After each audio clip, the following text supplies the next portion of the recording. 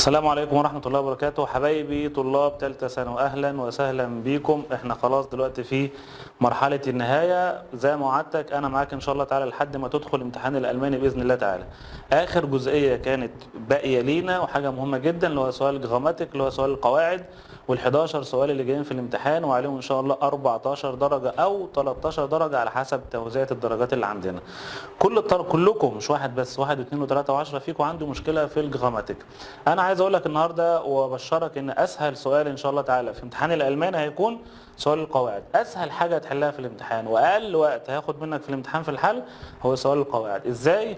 هقول لك، وانا في الاخر ان شاء الله اعمل لك مفاجاه كويسه جدا جدا، انا احل معاك ال 257 سؤال بتوع كتاب المدرسه اللي ان شاء الله هتيجي منهم الاسئله في الامتحان بالنص باذن الله.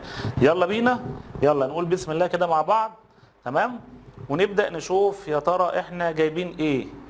ملاحظة بس في الأول خالص قبل ما نبدأ كده إن شاء الله، كل قاعدة هنشرحها على السبورة النهاردة يا شباب، كل قاعدة هتشوفها على الشاشة بإذن الله هيبقى فيها سؤال في الامتحان. طبعا واحد هيقول لي فين الجراماتيك والقواعد بتاع اولى ثانوي وثانيه ثانوي؟ انا عايز اقول لك النهارده ليله امتحان، فانا مش هراجع لك الجراماتيك كل حاجه، ممكن نقعد فيها 5 6 7 ساعات. انا باكد لك على الحاجات المهمه جدا اللي ان شاء الله بنسبه 99% جايه في الامتحان. فكل قاعده موجوده على السبوره، كل جدول موجود قدامك، خليك واثق ومتاكد ان شاء الله هيبقى فيه سؤال في الامتحان باذن الله. اسهل قاعده عندنا واول قاعده عندنا موجوده حاجه اسمها دي اوردينال تسارن، يعني الاعداد الترتيبيه. يعني ايه عدد ترتيبي؟ يعني انت لما تيجي تقول بالعربي كده الاول الثاني الثالث الرابع الخامس، ده اسمه عدد ترتيبي. زي بالانجلش كده موجود عندكم ذا فيرست وذا سكند وذا ثيرد، اسمها اعداد ترتيبيه. في فرق بين لما اكون بعد 1 2 3 4 وان انا برتب، يعني انا عملت امتحان ونتيجه طلعت، ده طلع الطالب الاول الثاني الثالث الرابع، دي اسمها اعداد ايه؟ ترتيبيه. طيب كلكم فاكرين الارقام طبعا يا شباب، اللي مش فاكر الارقام فينا من واحد مثلا تحفظ الارقام من 1 ل 12. طب انا عايز احول الارقام العاديه اللي هي 1 6 5 غاي 4 فوم في 6 لارقام ترتيبيه. القاعده كانت بتقول ايه زمان اللي فاكرها فيكم؟ كانت بتقول ان الارقام من رقم واحد، الارقام من رقم واحد لحد رقم كام؟ لحد رقم 19 كنت بتزود للرقم في الاخر تي اي، وبعدين ومن 20 الى ما لا نهايه بتزود الارقام في الاخر 3 حروف اللي هم الاس تي اي. طب السؤال هيجي ازاي في الامتحان؟ اهم حاجه السؤال هيجي ازاي؟ قال لي الرقم الترتيبي في الامتحان بيسبقه حاجتين، رقم واحد يا اما اداه تعريف، رقم 2 حرف جر، يا اداه تعريف يا حرف جر. ادوات التعريف اللي عندنا هم الثلاثه اللي هو دير داس دي. اذا شفت اداه تعريف قبل الرقم الترتيبي اختار رقم يا اما اخره تي اي يا اما رقم اخره اس تي اي، وغنيها كده دير داس دي بالانجلش، دير داس دي رقم اخره اي، دير داس دي رقم اخره اي. واكتر اداه تعريف بتيجي في الامتحان هي اداه تعريف مين؟ دير. طيب اذا ما لقيتش حرف، اذا ما لقيتش اداه تعريف، قال لي الرقم الترتيبي ممكن يسبقه حرف جر. حروف الجر اللي عندنا كام حرف يا شباب؟ 3 حروف، برافو عليكم. يا اما يا اما حرف اسمه فم، ولازم يجي معاه في نفس الجمله حاجه اسمها بيست سم. طب يعني ايه ام؟ لما انا اسالك هو انت عيد ميلادك امتى؟ عايز تقول في الخامس من شهر ابريل، كلمه في الخامس دي بحرف جر اسمه ام. طب انت عندكم امتحانات ثانويه عامه امتى؟ يا ده احنا عندنا من اليوم الخامس من شهر 6 حتى اليوم السابع والعشرين، من كذا حتى كذا. يبقى فم دي معناها بالعربي ايه؟ من. طب وبيست سم معناها الى او حتى كذا. اذا شفت حرف جر قبل الرقم الترتيبي تعمل ايه؟ قال لي زود ان في الاخر، يبقى اللي كان اخره تي اي هيبقى اخره 10، واللي كان اخره اس تي يبقى اخره ايه؟ اس 10. سهله وجميله اهي. اقولها مره ثانيه، دير داس دي رقم اخره اي. اذا شفت حرف جر ام او فوم او بيست سوم اختار رقم اخره ان، والقاعده خلصت على كده خلاص. اسهل سؤال موجود عندك في ثالثه ثانوي. لو سالك على حروف الجر ما تنساش امتى اختار فوم وبيست سوم. اذا لقيت بيس في الجمله تختار قبلها في نفس الجمله فوم، واذا لقيت فوم اختار معاها بيست سوم. وبيسال عن الاثنين دول باداه استفهام اسمها في لانج، برافو عليك. يبقى اذا لقيت السؤال بفي لانج يا اما اجاوب بايه؟ بفوم وبيست سوم. طب امتى اختار ام؟ قال لي اختار ام اذا لقيت السؤال باداه استفهام اسمها فان. يلا نطبق على طول، يلا نطبق اللي احنا شرحناه حالا دلوقتي. بيقول لي فاس فور اين فوخن تاج استديا، اداه تعريف اهي. احنا قلنا دير داس دي رقم اخره اي، برافو عليك. يبقى دغيتين. طيب دي هوخت سايت فون احمد است ام، ده حرف جر، اختار رقم اخره ان يبقى فيرتن زي جود. هير امجد است ام، ده حرف جر يبقى اختار رقم اخره ان في الاخر. يبقى رقم اخره اي ان في الاخر. تمام. تعالى هنا بقى، هنا عندي رقم ترتيبي اخره اي ان، يبقى هجيب قبل منه حرف جر. طب في حرفين موجودين، في وفي فم. انا قلت بص، طالما شفت فم في الاختيارات شوف الجزء الثاني منها موجود قدام ولا لا. جيت ابص قدام، ده في بيس موجوده معايا، يبقى في الحاله دي اختار حرف جر اسمه فم. سهله وجميله. هنا السؤال بفيلونج، طالما انا جبت لك السؤال بفيلونج يبقى لازم اختار في الاجابه مين؟ حروف الجر فم وبيسة سم. جيت ابص في الاختيارات، طب ما هنا في فم وفي بيسة سم، وهنا في فن وفي بيسة سم. قال لي ركز ركز يا بيه، انا غير لك القلم اهو عشان برضو اللون يبقى واضح اللي احنا بنختار بيه. ده حرف جر اسمه ايه؟ فن، واحنا قايلين فوق حرف جر اسمه ايه؟ فم. برافو عليك. يبقى الاختيار هنا هنستبعد سي ونختار اللي هو رقم بي. هنا بقى جين زي جراد اوس، امشي طوالي ضن وبعد كده دي، مش ده التعريف؟ دير داس دي رقم اخره اي. برافو عليك. كيندا فاس است نقط مناط اميار، في الاجابه قال لي فبراير. عايز اقول له هو ايه الشهر الثاني في السنه؟ الثاني. يبقى ده رقم ترتيب قبليه اداه تعريف، يبقى اسمها ايه بقى؟ ديرتس فايت. لحد هنا زي الفل. طبعا ده اول سؤال عندنا موجود في امتحان الثانويه العامه، حاجه اسمها الاعداد الترتيبيه، ملخصها ايه؟ دير داس دي رقم اخره اي، في حرف جر يبقى رقم اخره اي ان. تمام جميل. القاعده الثانيه بقى حاجه اسمها دي كومبراتيون، اللي هي كومبراتيف يعني مقارنه الصفات. في درس كامل عندي اسمه درس الصفات، زي موجود في الانجليش بالظبط، بس احنا في الالمان عندنا بيتكلم على كام صفه؟ 3 صفات فقط لا غير. مين هم الثلاث صفات دول يا شباب؟ عندي صفه اسمها جود، وجود معناها جيد، وجيرن معناها مفضل، وفيل معناها كتير. جود جيرن فيل، جود جيرن فيل. طب انا عايز اقارن دلوقتي، الولد ده كويس لكن اللي جنبه احسن، فالصفه بتتغير، بدل جود هيبقى اسمها ايه؟ بيسر. برافو عليك. طب انا بحب اشرب شاي لكن بفضل القهوه اكتر، يبقى الصفه يبقى اسمها ليبا. طب انا عندي فلوس كتير لكن اللي جنبي عنده فلوس اكتر، يبقى صفه اسمها ايه؟ مير. اذا في حاله المقارنه لو انت مركز معايا، بيسر اخرها اي ار، ليبر اخرها اي ار، ومير اخرها اي ار. اذا في حاله المقارنه بختار صفه يا اما اخرها ار او اخرها في الاخر ايه؟ اي ار. برافو عليك. طب امتى بقى؟ ده السؤال اللي بيطرح نفسه. امتى في الامتحان اختار صفه في حاله مقارنه؟ قال لي يا شاطر بص قبل الاختيارات هتلاقي كلمتين، يا كلمه اسمها نخ يا كلمه اسمها فيل. يبقى اذا شفت في نخ او فيل بختار صفه اخرها اي ار. واحد يقول لي طب ما هو في الامتحان هيزنقني ويقول لي هيجيب الثلاث صفات مع بعض كلهم اخرهم ار او اي ار، اختار من فيهم؟ ارجع يا اسطى للجمله الاولى. اذا شفت جود في الجمله دي يبقى الناحيه الثانيه اختارها بيسا. اذا شفت جيرن يبقى الناحيه الثانيه اختارها ليبا. اذا شفت فيل الناحيه الثانيه اختارها ايه؟ مير. عشان كده بقول لك احفظ الصفات. واحد هيقول لي بس دول اصلا موجودين في ورقه المفاهيم. برافو عليك، انا عارف ان هم موجودين بس انا مش عاوزك ترجع كل شويه تاني لورقه المفاهيم عشان ما تضيعش وقت. احفظهم. طب احفظهم ازاي؟ غني كده وقول جود جيرن فيل بيسر ليبر مير. قول معايا جود جيرن فيل بيسر ليبر مير. جود بيسر جيرن ليبر فيل تبقى مير. يبقى نخ او فيل اختار صفه اخرها اي ار. للناس الشاطره لو جاب في الاخر اداه ربط اسمها اودر برضو بختار صفه اخرها اي ار في الاخر. حلو قوي. الواد ده كويس واللي جنبه بيسر احسن. طب ثالث واحد اللي هناك ده عايزين نفضله على مجموعه دي اسمها حاله تفضيل، حاجه اسمها سوبرلاتيف. يبقى بيستن اخرها في الاخر يبقى اي ان، يبقى بيسر هتبقى بيستن. طب ليبر هتبقى ليبستن. طب مير تبقى مايستن. ملاحظين حاجه؟ ملاحظين ان في حاله التفضيل الصفات كلها اخرها في الاخر اي ان. السؤال اللي بيطرح نفسه امتى في الاختيارات اختار صفه اخرها اي ان؟ لما تلاقي قبل الاختيارات في حرف جر اسمه ايه؟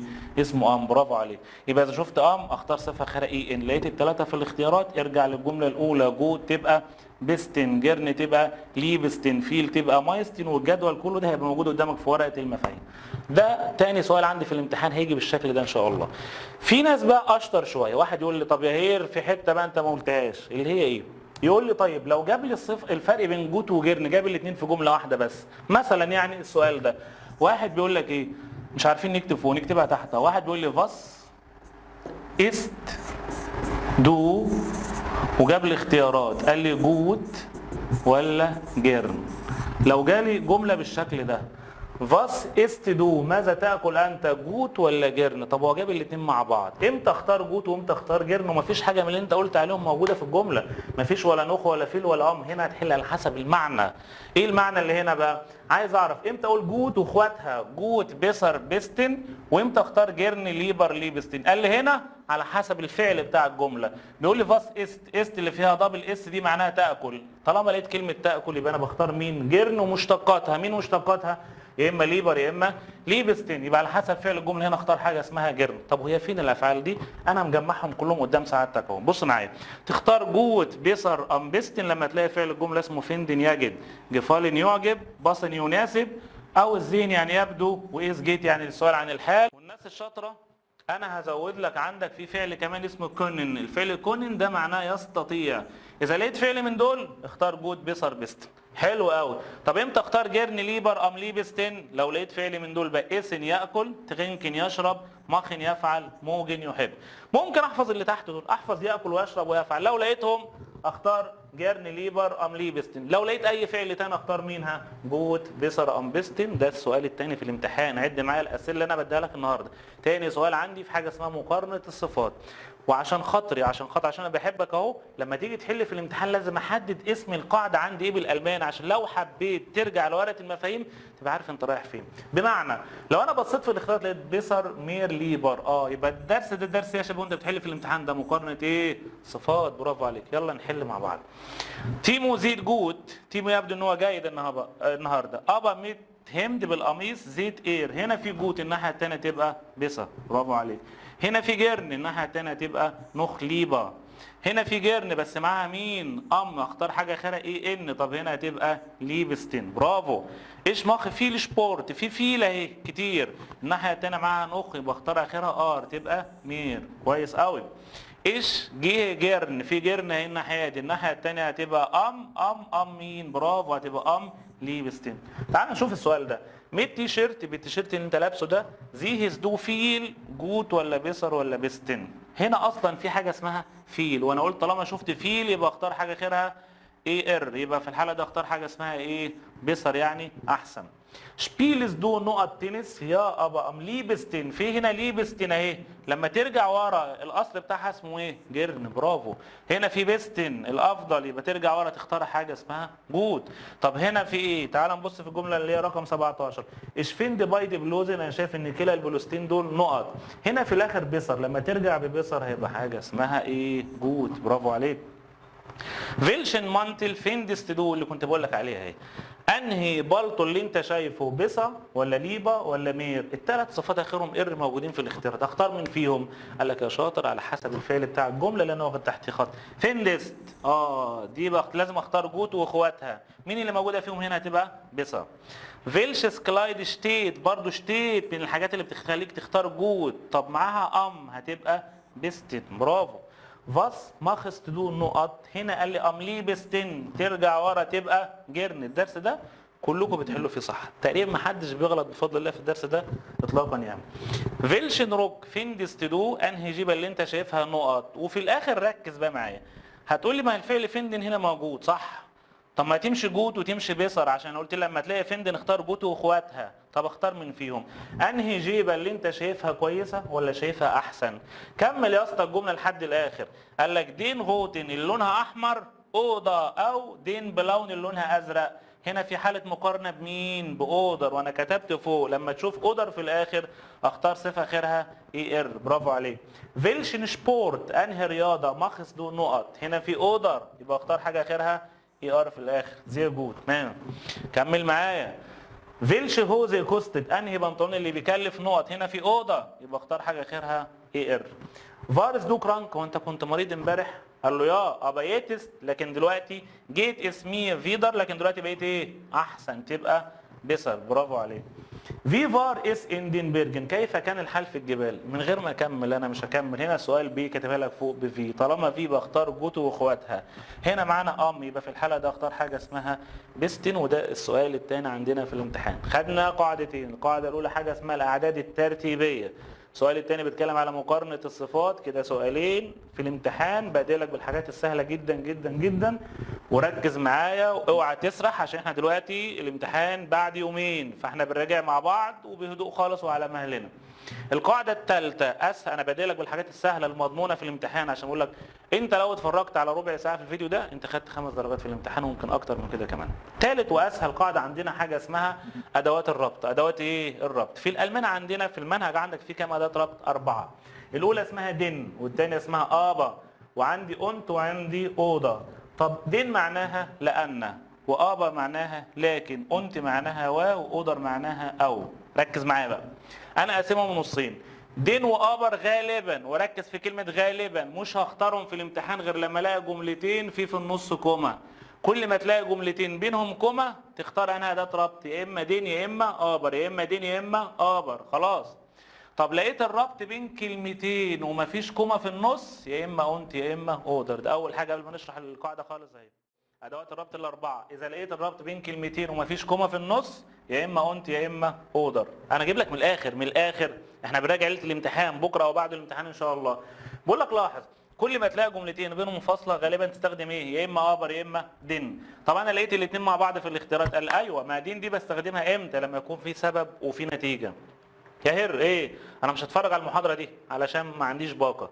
خلاص، انا مش جاي الحصه بكره علشان انا تعبان او مريض، انا مش هروح الحفله عشان انا مثلا تعبان او عيان، انا هعمل كورس الماني علشان عاوز اسافر المانيا، انا رايح لبتاع النضارات علشان النضاره بتاعتي مكسوره، انا هزور عمتي او خالتي علشان هي تعبانه او مريضه، احنا عاملين حفله النهارده عشان اخويا عنده عيد ميلاد. الواد تيمو كل الناس عرفت بالنتيجه بتاعته ان هو بعيد عنك، بعيد عنك كده، ان هو واخد ملاحق وكده. ليه؟ علشان نسي الشهاده بتاعته في المطبخ. خد بالك ان الامثله اللي انا قلتها دي كلها هي الامثله اللي موجوده في كتاب المدرسه وهي اللي هتجيلك في الامتحان، احنا مش بنقول كلام وخلاص. ركز معايا يا اسطى. يبقى لو لقيت فيه سبب وفيه نتيجه استخدم اداه ربط اسمها ايه؟ اسمها دين. برافو عليك. طب لو لقيت تناقض بين الجملتين، واحد نايم مرحرح في البيت وقاعد مهوى على نفسه، خلاص يقول لك ايه؟ انا عاوز اجيب 100% لكن ما بذاكرش. خلاص، عايز اقفل الالماني لكن ما بتفرجش على الفيديوهات او الشرح بتاعك ده. انا عاوز اروح النادي او السينما لكن ما عنديش وقت. انا عاوز اشتري عربيه لكن انا تعبان على قدي. يبقى في تناقض بين الحاجتين اهو. في الحاله دي استخدم اداه ربط اسمها ابر. برافو عليك. تعال نجرب ونشوف. بيقول لك بيتا كان داس اوت نيشت كاوفن، هو مش هيقدر يشتري العربيه، مش هيشتري العربيه. اير هات نيشت جنوب جلد، مش معاه فلوس كفايه. يبقى اقول ايه بقى؟ لانه مش معاه فلوس كفايه. اولا الجملتين بينهم في النص ايه؟ فاصله، يبقى يا اما دين يا اما ابر. هنا في سبب ونتيجه استخدم دين. انما الجمله الثانيه ايش مشت، انا عاوز، اللي بيتمنى اهو، اللي قاعد مرحرح في البيت، ايش مشت انا عاوز جيرنا ان اوتو كاوفن، عاوز اشتري سياره. الناحيه الثانيه ايش هاب كانجل، غلبان مش معايا فلوس. يبقى في الحاله دي هتبقى ابر. ده الفرق بين دين وابر. لو واحد فينا مش مذاكر مش متاسس من اول السنه نقول له تعال انا اساعدك، اللي هنا هيساعدك ازاي؟ بنقول لسعادتك ان اداه الربط دين بستخدمها غالبا بعد الجمل دي. ايش كومينشت، انا مش جاي. كل ما تلاقي الجمله الاولى منفيه يبقى دين. ايش ماخا اين بارت، انا عامل حفله علشان عندنا عيد ميلاد. ايش ماخا دويتش كورس، هعمل كورس الماني علشان عاوز اسافر المانيا. ايش بزوخ ماين طنط، هزور عمتي علشان هي تعبانه. انا رايح للاوبتيكا بتاع النضارات عشان النضاره بايظه او مكسوره. ايش رايز جيل، انا بحب السفر علشان هو ممتع وجميل. مع الحاجات دي كلها تختار اداه ربط اسمها دين. امال ابا امتى اختار ابر؟ ليه معناها لكن بقى. قال ايش مشت، بص بيتمنى، انا عاوز اشتري عربيه مش معايا فلوس. ايش مشت انسكين وجي، انا عايز اروح السينما لكن انا ما عنديش وقت. ايش مشت تسوق اربايت كومن، انا عاوز اروح الحفله لكن عندي شغل كتير. ده الفرق ما بين دين وما بين ابا. برافو عليك. امال فين الاثنين التانيين؟ للناس اللي ما ذاكرتش زمان بنقول له نستخدم اودر. اودر دي اللي هي معناها بالعربي ايه؟ حد فاكر؟ او ده في حاله التخيير. لو انا بخيرك يا ابني انت اللي معزوم عندي، تشرب شاي ولا تشرب قهوه؟ هتقعد هنا ولا تقعد في الصالون؟ هتروح النادي ولا هتروح السينما؟ خلاص، هتجيب 100% ولا تجيب 99%؟ انا بخيرك، فهتختار ايه؟ حاجه واحده بس من الاثنين. فغالبا بستخدمها لما يكون بيخير بين حاجتين بتكون الجمله في الاخر اخر علامه ايه؟ استفهام، وانا بسالك. يبقى كل ما تلاقي الربط بين كلمتين والجمله اخر علامه استفهام غالبا اختار اداه ربط اسمها اوضه. برافو عليك. اما اذا لقيت الربط بين كلمتين ومفيش علامه استفهام فهنستخدم اداه ربط اسمها يا شبابها اسمها اونت. برافو علينا. تعال نحل مع بعض. بالمناسبه للناس الشاطره برضو، الناس الشاطره انا مش دايما في دماغي على طول بتستخدم اونت لما تلاقي في تكمله الجمله قدامي يا شباب كلمه اسمها ضن. حد عارف ضن يعني ايه؟ ثم. او كلمه ثانيه اسمها اوخ. حد عارف اوخ يعني ايه؟ الاوخ معناها ايضا. فكل ما تشوف كلمه ضن او اوخ هستخدم اداه ربط اسمها ايه؟ اونت. يلا بسرعه نطبق مفيش وقت. هير علي ترينكن زي جرني تي، تشرب شاي نقط كافيه وجمله خير علامه استفهام هتبقى خيره هتبقى اوضه. منى ايريش فيستر هاله كومن اوس اليكس. منى اختها هاله، مفيش كومه في النص. طالما مفيش كومه فانا هستبعد ابر. وهستبعد دين، ولازم استخدم حاجه اسمها مين؟ اون. تمام. ايش غايزي جدا، بحب اسافر، في كوما يبقى استبعد مين؟ اودر. انا بحب السفر، ايش فين رايزن انترسانت، شايف ان السفر او الرحلات دي حاجه شيقه او مثيره، تبقى دين. لانه احمد سموطه مامة احمد كان نشتكم، مش هتقدر تيجي وفي كوما في النص، هتبقى دين زي استكرانك. ندى ليست نشتجن، البنت ندى مش بتحب القراءه، ما بتحبش تقرا، مش مثقفه. ليه بقى؟ زي فيندت ليزين لانج فايلش، بتشوف ان القراءه دي حاجه ممله، يبقى في الحاله دي استخدم حاجه اسمها دين. تمام. فيلشس هندي كاوفس تدو، ده جت في امتحان اهي او في النماذج الوزاره، ده مصر 2021 السؤال قدام سعادتك اهو، بيقول لك فيلشس هندي كاوفس، انهي تليفون انهي موبايل اللي هتشتريه؟ قال له ايش مشتي، حد فاكر مشتي؟ حد فاكره بتفكرك بايه؟ انا عاوز ايفون. الناحيه الثانيه اسيستي 100 سوتو، لكن هو بالنسبه لي ايه؟ غالي، يبقى لكن هو غالي هتبقى ابا. سو ايرست في البدايه ايش تسومي طاج، انا هتغدى. اولا الربط بين هنا الكلمتين مفيش كومه في النص، قدامك اختيارين، حد فاكرها؟ يا اما انت يا اما اوضه. تمام. بس هنا في كلمه اسمها ايه؟ ضن، حد فاكر ضن معناها؟ ثم انا في الاول هتغدى وبعد كده هعمل الواجبات المنزليه وبعد كده، يبقى كلمه واسمه يا شباب انتوا اصلا ما فيش علامه استفهام. خدت كام يا شاطر؟ كام سؤال لحد دلوقتي؟ 3 اسئله جايين في الجغماتيك بتاع اخر السنه ان شاء الله تعالى باذن الله. قواعد كده، انا قلت لك اسهل سؤال عندنا باذن الله معانا هيبقى اسهل سؤال في الامتحان، برافو علينا. هنيجي هنا بقى الحاجه اسمها ايه بقى؟ اسم الاشاره او ضمير الاشاره. بس انا هنا يا شباب هفتح لك صفحة بيضاء عشان اشرح لك فيها، هنا ممكن سؤالين او 3 هيجوا في الامتحان اشرحهم وارجع تاني هنا احل معاك واحدة واحدة ونقطة نقطة. تمام؟ ركز معايا بقى. يلا يا شباب، يلا بقى نشرح لك 3 اسئلة او 3 قواعد في جزئية واحدة بس. في قاعدة عندنا في الامان اسمها اسم الاشارة او ضمير الاشارة. قبل ما اشرح لك اسم الاشارة عشان اشرح لك الدرس كله على بعضه تبقى فاهم ان الاسم عندنا في الالماني، كلنا فاكرين يا رجاله انواع الاسم عندنا في الالماني في كام نوع؟ هتقول لي هي في 4 انواع. مين هم ال4 انواع؟ برافو عليك، صح. مين هم ال4؟ قال لي اول اسم عندي في حاجه اسمها اسم ايه؟ حد فاكر؟ صح كده، اسم مذكر. طب والنوع الثاني كان اسم ايه؟ محايد. والنوع الثالث كان اسم ايه؟ اسم مؤنث. والاخير عندي اسم ايه يا شباب؟ جمع. يبقى انواع الاسم كام واحد؟ 4، مذكر محايد مؤنث جمع. كل اسم من ال4 دول ليه حاجه اسمها ضمير اشاره او اسم اشاره، اللي هو ايه بقى اسم الاشاره؟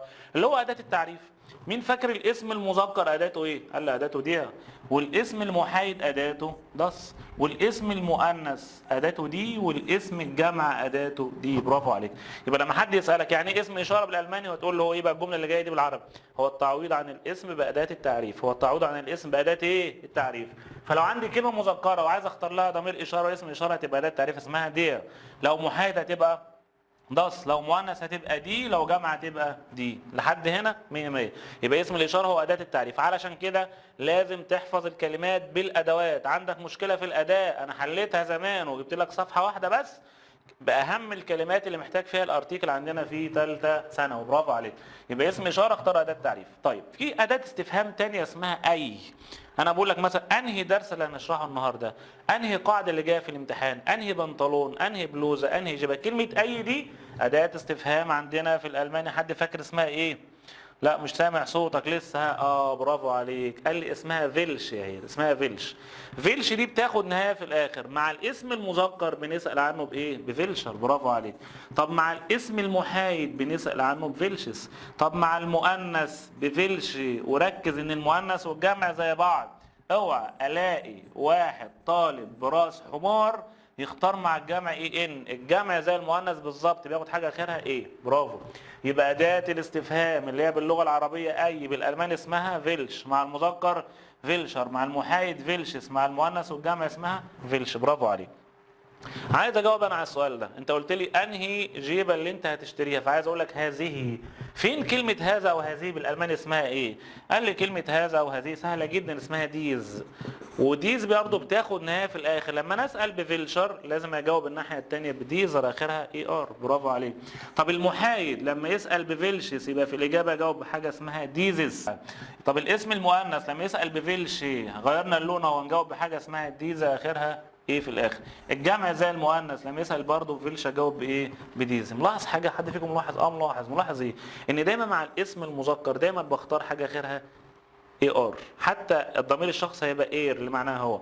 مع الاسم المحايد دايما اختار حاجه اخرها اي اس. مع المؤنث والجمع دايما بختار حاجه اخرها اي، وغالبا بعوض عنه بضمير اسمه زي سواء هي او هم. تاني لو الاسم اللي عندي اسم مذكر اداه تعريف دير، والسؤال بفيلشر والاجابه ديزر. المحايد داس وفيلشس وديزس. المؤنث والجمع دي وفيلش وايه وديز. لحد هنا الدنيا زي الفل. والعيال حبايبنا دول يقول لك ده اسهل سؤال في الامتحان. ليه يالا؟ يقول له بص يا هير، لو لقيت السؤال بفيلشر انا الناحيه الثانيه بجاوب بديزر، ماشي. لو لقيت السؤال بفيلشس الناحيه الثانيه بجاوب بايه؟ ها، بديزس، صح. لو لقيت السؤال بفيلشي الناحيه الثانيه بجاوب بايه؟ بجاوب بديزر. لحد هنا فوق الاول. لكن واحد طالب شاطر قاعد جنبه هيشغله يقول له اسكت يالا في ايه؟ يقول له يا اسطى الاسم المذكر ده ليه احتمال تاني. ايه الاحتمال التاني؟ ممكن الادوات بتاع المذكر كلها بتتغير، بدل دير تبقى دين، برافو. وبدل فيلشر هتبقى فيلشن، صح. وبدل ديزر هتبقى ديزن اخرها اي ان، برافو عليك. ولو عوضت عنه بضمير شخص الناحيه الثانيه اسمه ان. السؤال اللي بيطرح نفسه دلوقتي بقى، مع الاسم المذكر ليه كام احتمال في الالماني؟ 2. مره اختار حاجه اخرها اي ار، ومره اختار حاجه اخرها اي ان، صح كده. طب انا لو لقيت كلمه مذكره امتى اختار اي ار وامتى اختار اي ان؟ قال على حسب الجمله. لو لقيتها جايه في الجمله فاعل بنختار حاجه اخرها اي ار. لو لقيتها جايه في حاله الاكاكا، برافو عليك، حاله الاكوزاتيف، تختار حاجه اخرها اي ان. وانا ايه اللي عرفني؟ بص في تكمله الجمله، هتبقى غالبا مفعول اذا لقيت معاها في نفس الجمله قدام ضمير شخص اللي هو ايش او دو، ده فاعل في الجمله، يبقى دي جايه في حاله المفعول. او لقيت الفعل اللي عندك هنا فعل متعدي، الفيرب اللي عندك فعل متعدي، طالما الفعل متعدي بختار حاجه اخرها اي ان. تاني، الاسم المذكر بيجي مفعول في حاله وجود اسم شخص او ضمير في نفس الجمله. كل ما تلاقي احمد علي هبه ايش او دو مع المذكر اختار حاجه اخرها اي ان، سهله وبسيطه اهي. طب ما لقيتش بقى قدام ولا ايش ولا دو ولا اسم ولا فعل متعدي، ولقيت الفعل بتاع الجمله اسمه است، لقيت الفعل بتاع الجمله اسمه كوستت يتكلف، تعرف ان هو جاي فاعل، فاختار حاجه اخرها اي ار. دي كان ممكن نقعد فيها ساعتين نشرحها، سهله وبسيطه وزي الفل. المذكر بختار له اي ان في حاله وجود اسم شخص او ضمير. بختار اي ار اذا لقيت است او كوستت وما لقيتش ولا اسم ولا ضمير ولا فعل متعدي في الجمله. هنشيل الكلام اللي احنا شرحناه ده كله بقى ونروح بقى ايه، نشوف الفايل اللي احنا كنا شغالين فيه والملزمه بتاعتنا عشان نعرف ايه نحل فيها. تعالى نرجع تاني للكلام اللي احنا قدامك اهو. ضمير الاشاره او اسم الاشاره هو التعويض عن الاسم باداه ايه؟ تعريف. حل معايا اهو. في است دي بلوز، طبعا هنا اداتها دي، اكيد الناحيه الثانيه هتبقى دي، السؤال مش هيجي بالبساطه دي. هنا داس يبقى الناحيه الثانيه هتبقى داس. هنا دير الناحيه الثانيه مع است هتبقى دير. خد بالك الكلمات المهمة موجودة في آخر صفحة في الكلمات. الملاحظة الأولى، لو الكلمة سبقتها أداة نكرة أو ملكية، يعني لقيت قبل الاختيارات أين أو ماين، طب أنا المفروض الناحية التانية أختار أداة تعريف، أعمل إيه؟ قال لي بص افتكر نوع الكلمة نوع الأداة إيه؟ يعني هنا مثلا أهو في است ماين أوتو، أنا بصيت على كلمة أوتو، طب ما ماين ليها احتمالين، إيه الاحتماليات؟ ما ممكن تبقى مذكر أداتها دير أو محايد أداتها ده، صح هعمل إيه؟ بص في كلمة أوتو افتكر هي كانت مذكر، أنا حفظتها في أنهي عمود؟ الهير قال لك دي كانت موجودة في العمود اللي في النص، يبقى محايد، يبقى الناحية التانية اختار دس. طب كأنك بتسمع الأداة. طب شيرم جت في امتحان قبل كده دي مذكرة، أنا هكتب لك هنا مذكر، يبقى أداتها اسمها إيه؟ دير، ومعاها است هتبقى دير.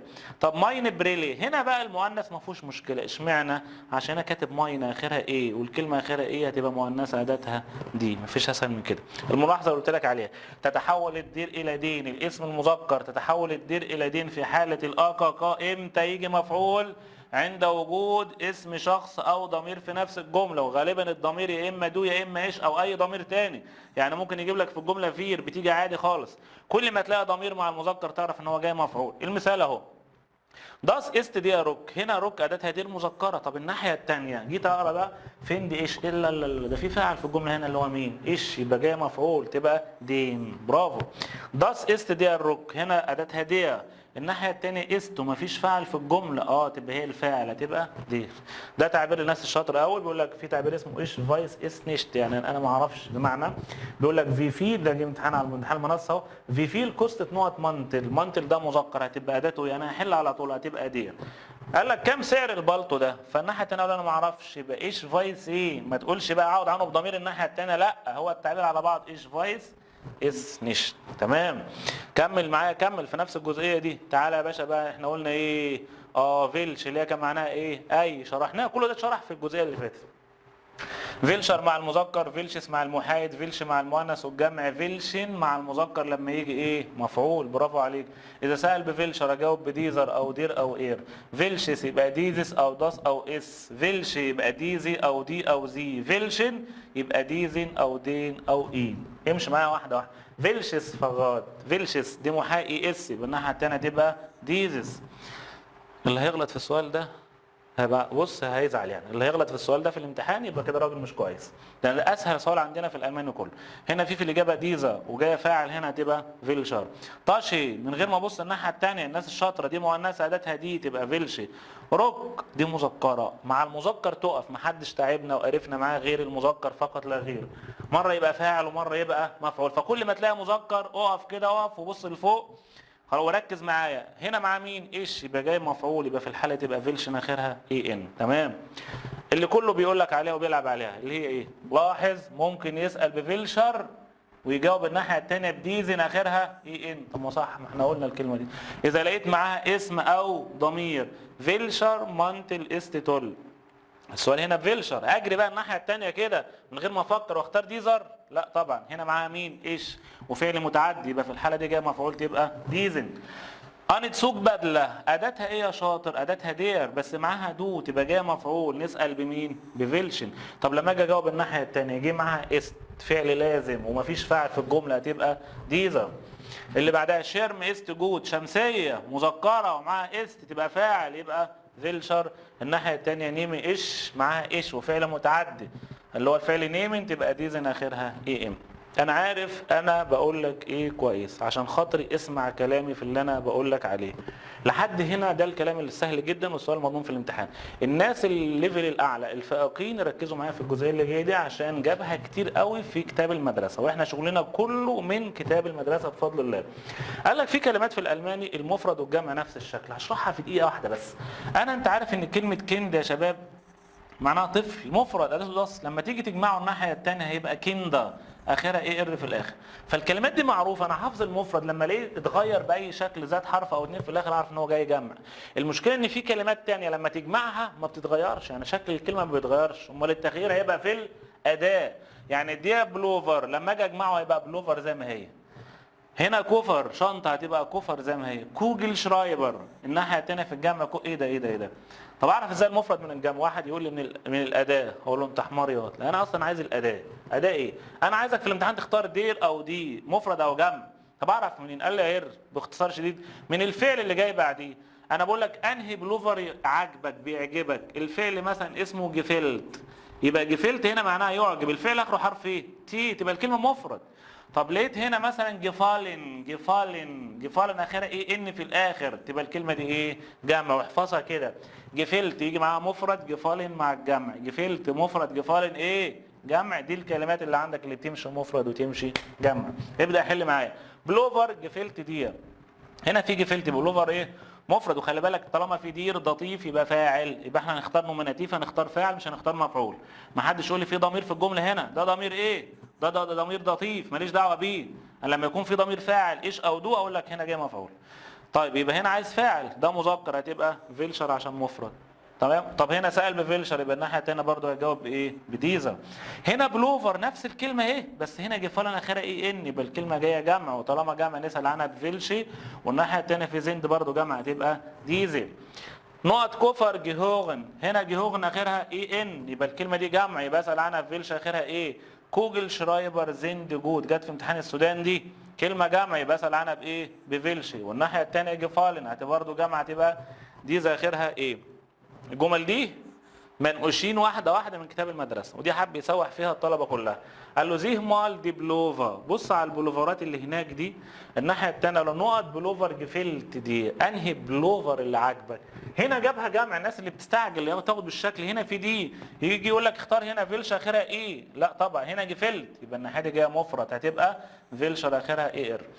هنا دي اصعب بقى، ليه اصعب؟ زيه مال دي همدن، بص على القمصان دي الناحيه الثانيه جاب جفلت يبقى مفرد اختار اي ار. غلط، لان كلمه هيم ده اصلا محايد اداتها دس، يبقى اسال عنها فيلش اخرها اي اس. شوه احذيه كده كده جايه جمع، ففي الحاله دي اختار فيلش اخرها ايه. في الجزئيه دي يا اما سؤال او اتنين في الامتحان، اسم الاشاره او ضمير الاشاره، اداه الاستفهام فيلش والاجابه عنها بديزر او ديز او ديزي، ان شاء الله يبقى فيها سؤال في الامتحان اكيد باذن الله.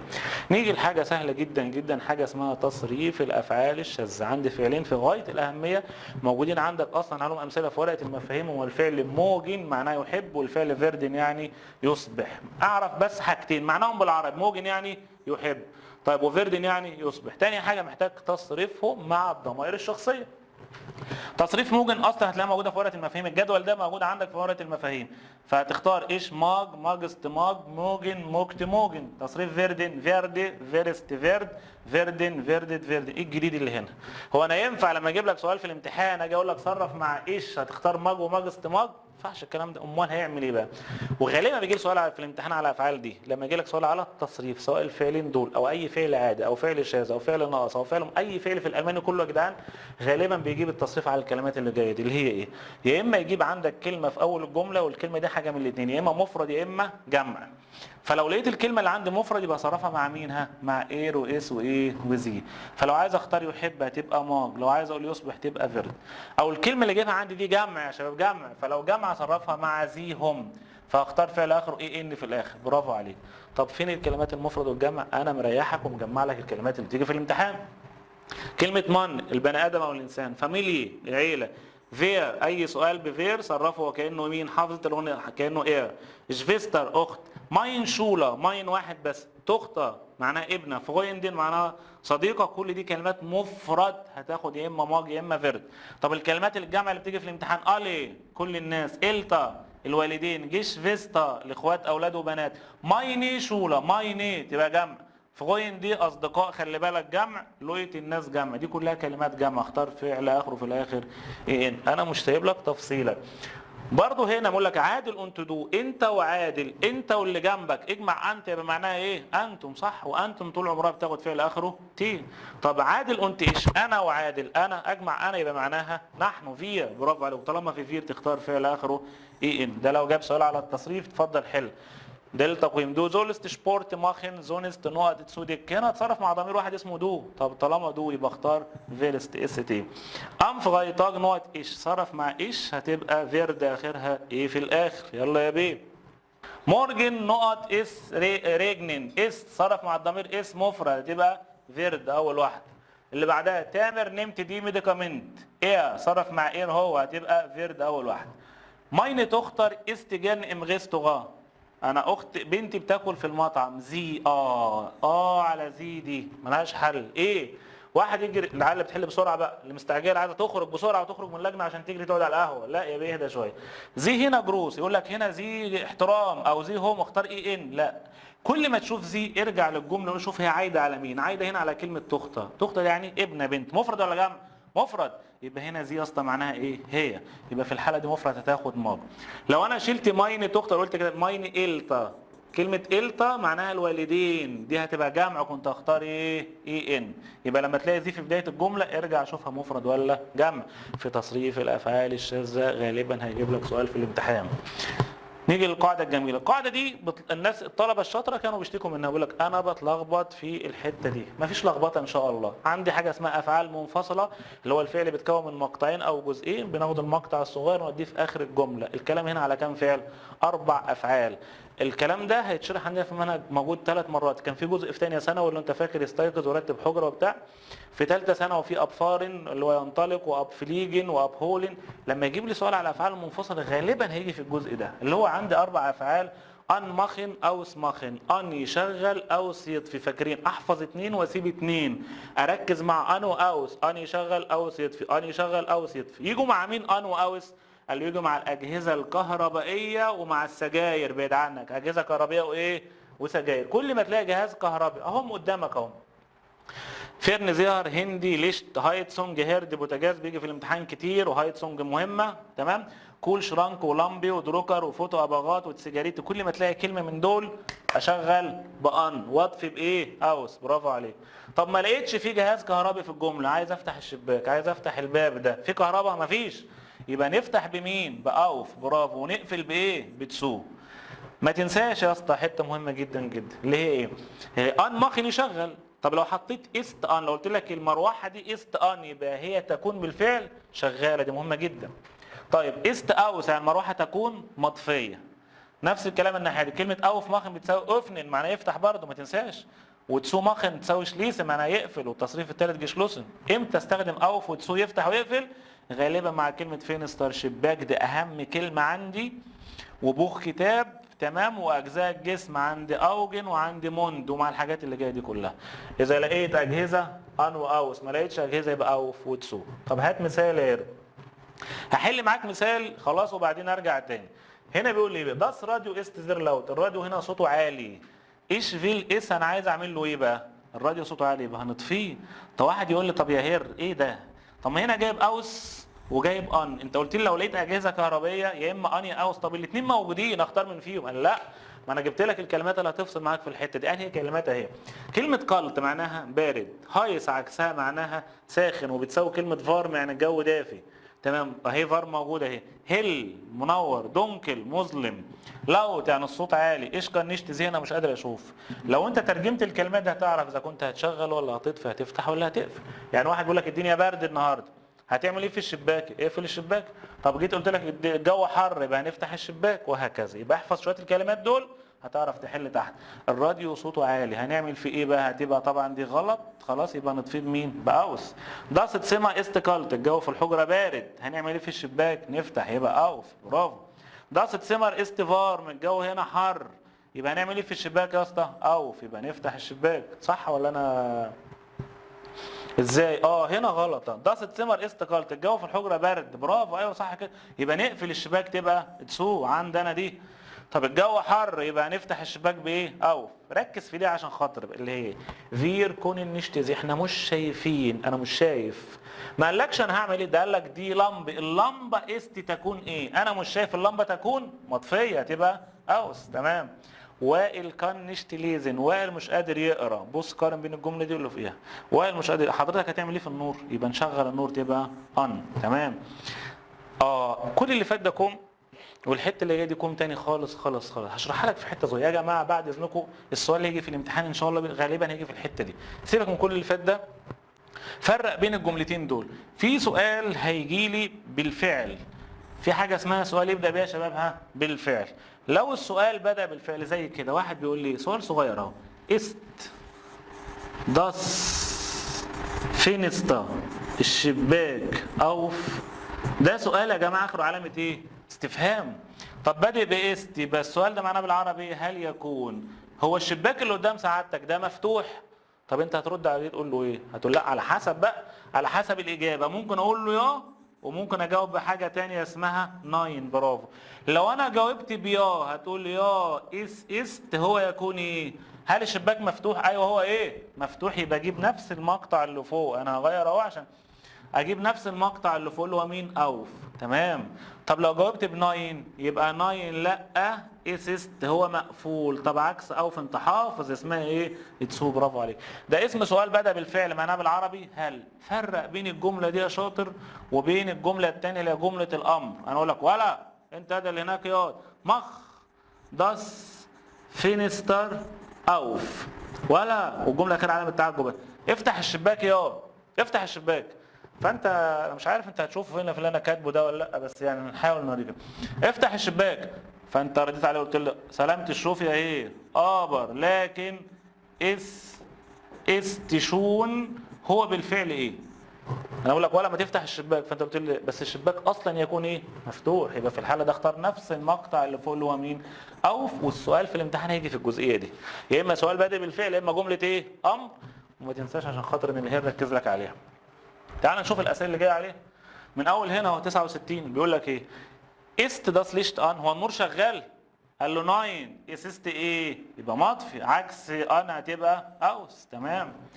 است دي براكسس جيوفنت، هي العياده مفتوحه؟ قال له لا، هي ايه؟ مقفوله. يعني ايه مقفوله بقى؟ اسمها ايه؟ سو. تمام.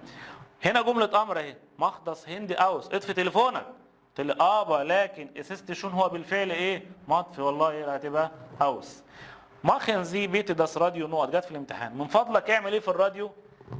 اس يتست اين جوتس بروجرام، في برنامج حلو شغال دلوقتي بقول لك شغل الراديو، يبقى نشغل بيه يا شباب، هتبقى ان. دي الحته اللي كانت مضايقاكم معذباكم، من اسهل ما يكون ركز على الجزئيه الاخيره.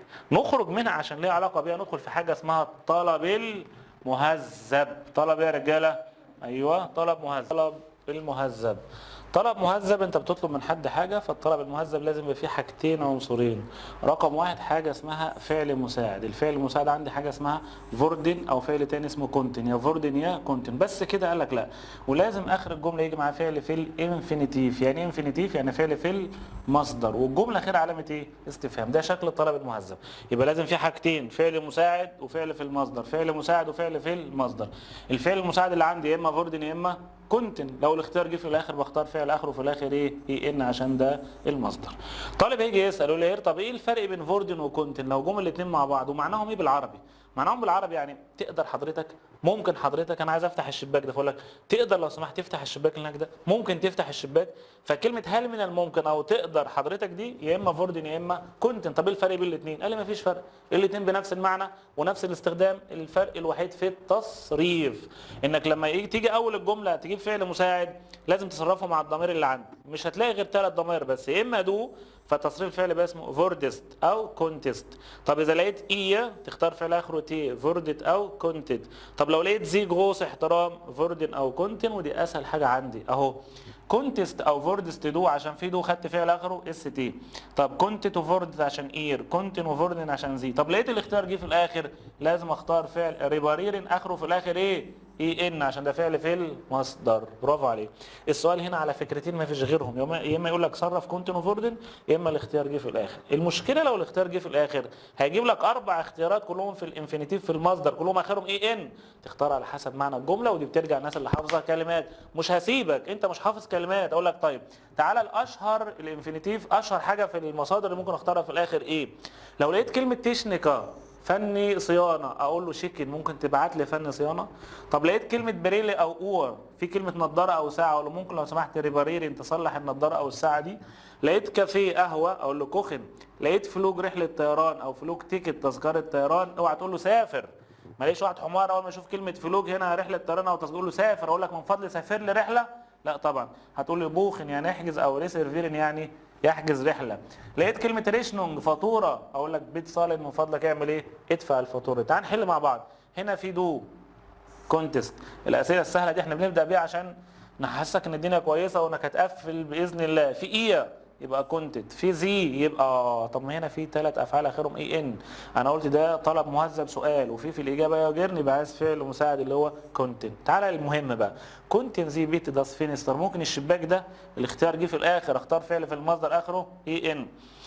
السؤال ده مهم، السؤال ده من كتاب المدرسه وهنحله تاني قدام. كونتن زي دين فيج الطريق، سور بوست للبوسطه نقط. طب هنا في فعلين في المصدر او في ماخن وفي ايركليرن، ممكن توضح لي الطريق، تشرح لي الطريق، توصف لي الطريق، فاختار حاجه اسمها ايركليرن. تمام. هنا علي فوردن زي لانجزام، ممكن لو سمحت ببطء شويه على مهلك شويه، يبقى تقول له شبغيشن يعني اتكلم على مهلك شويه. كونتست دو دين فيرن زيهر، ممكن التلفزيون ده اقول لك ايه يا اما شغل يا اما اطفي، يبقى اوس اطفي التلفزيون. فوردن زي بيت دين فلوج ناخ برلين، ممكن رحله الى برلين اقول لك احجز تبقى بوخم. كونتن زي دين تشنيكا، ممكن فن الصيانه لو سمحت هتبقى شيكن يعني ابعت فني صيانه. ده كان اسمه الطلب المهذب، كونتن وفوردن وفعل في المصدر. نيجي لاهم قاعده موجوده عندنا ودي ابصم لك عليها بالعشره ان شاء الله ان هيبقى فيها سؤال في الامتحان، اللي هي حاجه اسمها البوسيسيف ارتيكل اللي هي ضمائر الملكيه. انا لقيت قلم فبسال قلم مين ده يا جدعان؟ فانا اقول ده قلمي انا.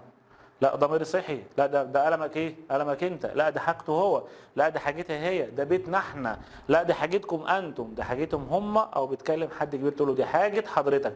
ملكي وملكك وملكه وملكها وملكهم، دي اسمها ضمائر ايه؟ ملكيه. في كام ضمير ملكيه في الالمان عندنا؟ قال لي 8 ضمائر. مين هم بالترتيب؟ ماين داين زاين اير اونزر اوير ايرو اير. تاني ماين داين زاين اير اونزر اوير ايرو اير. الجدول ده موجود في ورقه المفاهيم بنفس الشكل كده. طيب انا في الامتحان السؤال هيجي ازاي؟ ده دايما الحته اللي انا بلعب عليها. السؤال هيجي ازاي في الامتحان للطالب اللي مركز معايا؟ قال لي الصيغه الاولى او الطريقه الاولى ان يجيب لك 4 ضمائر من دول مع بعض مختلفين، ماين داين زاين ايه، يجيب لي 4 ضمائر ملكيه مختلفين عن بعض. فانا عاوز اعرف بقى امتى اقول ماين حاجتي، وامتى اقول داين حاجتك انت، وامتى زاين حاجته هو، وامتى ايه حاجتها هي. قال لي على حسب الجمله الاولى لازم تحدد. بص بقى، حدد الفاء، انت بتتكلم عن مين في الجمله الاولى؟ لقيت نفسك بتتكلم عن ايش، انا بتكلم عن نفسي يبقى الناحيه الثانيه اختار ماين. لقيت بتكلم حد واقف قدامك بتقول له دو انت اللي هناك تختار داين. طب لقيت اسم ولد ايرو اس تبقى زاين. لقيت زي بنت يبقى الناحيه الثانيه ايه. لقيت في فير تبقى انظر. لقيت ايه او مجموعه واقفه قدامك هتقول لهم اويا. لقيت اسم جمع مش موجود زي هم يبقى الناحيه الثانيه ايه. طب لقيت هير وفرا وزي احترام هتبقى اير جغوص الكبيره. تاني عشان اختار ضمير الملكيه صح ارجع للجمله الاولى. شوف انت بتتكلم عن مين في الجمله الاولى. زي ما قلنا انا جبت لك مثال دلوقتي بيقول لسعادتك ايه؟ حسن استكرانك، حسن مريض. الناحيه الثانيه نقط ارم تود في. طيب هنا في كلمه ذراع، عايز هنختار ضمير ملكيه، اختار بقى اجيب لك 4 مثلا. يا ترى ماين ولا حاجه اسمها زين ولا ايه ولا داين؟ انا جبت لك هنا 4 ضماير اهو مختلفين عن بعض خلاص، ماين زاين واير وداين. احل ازاي؟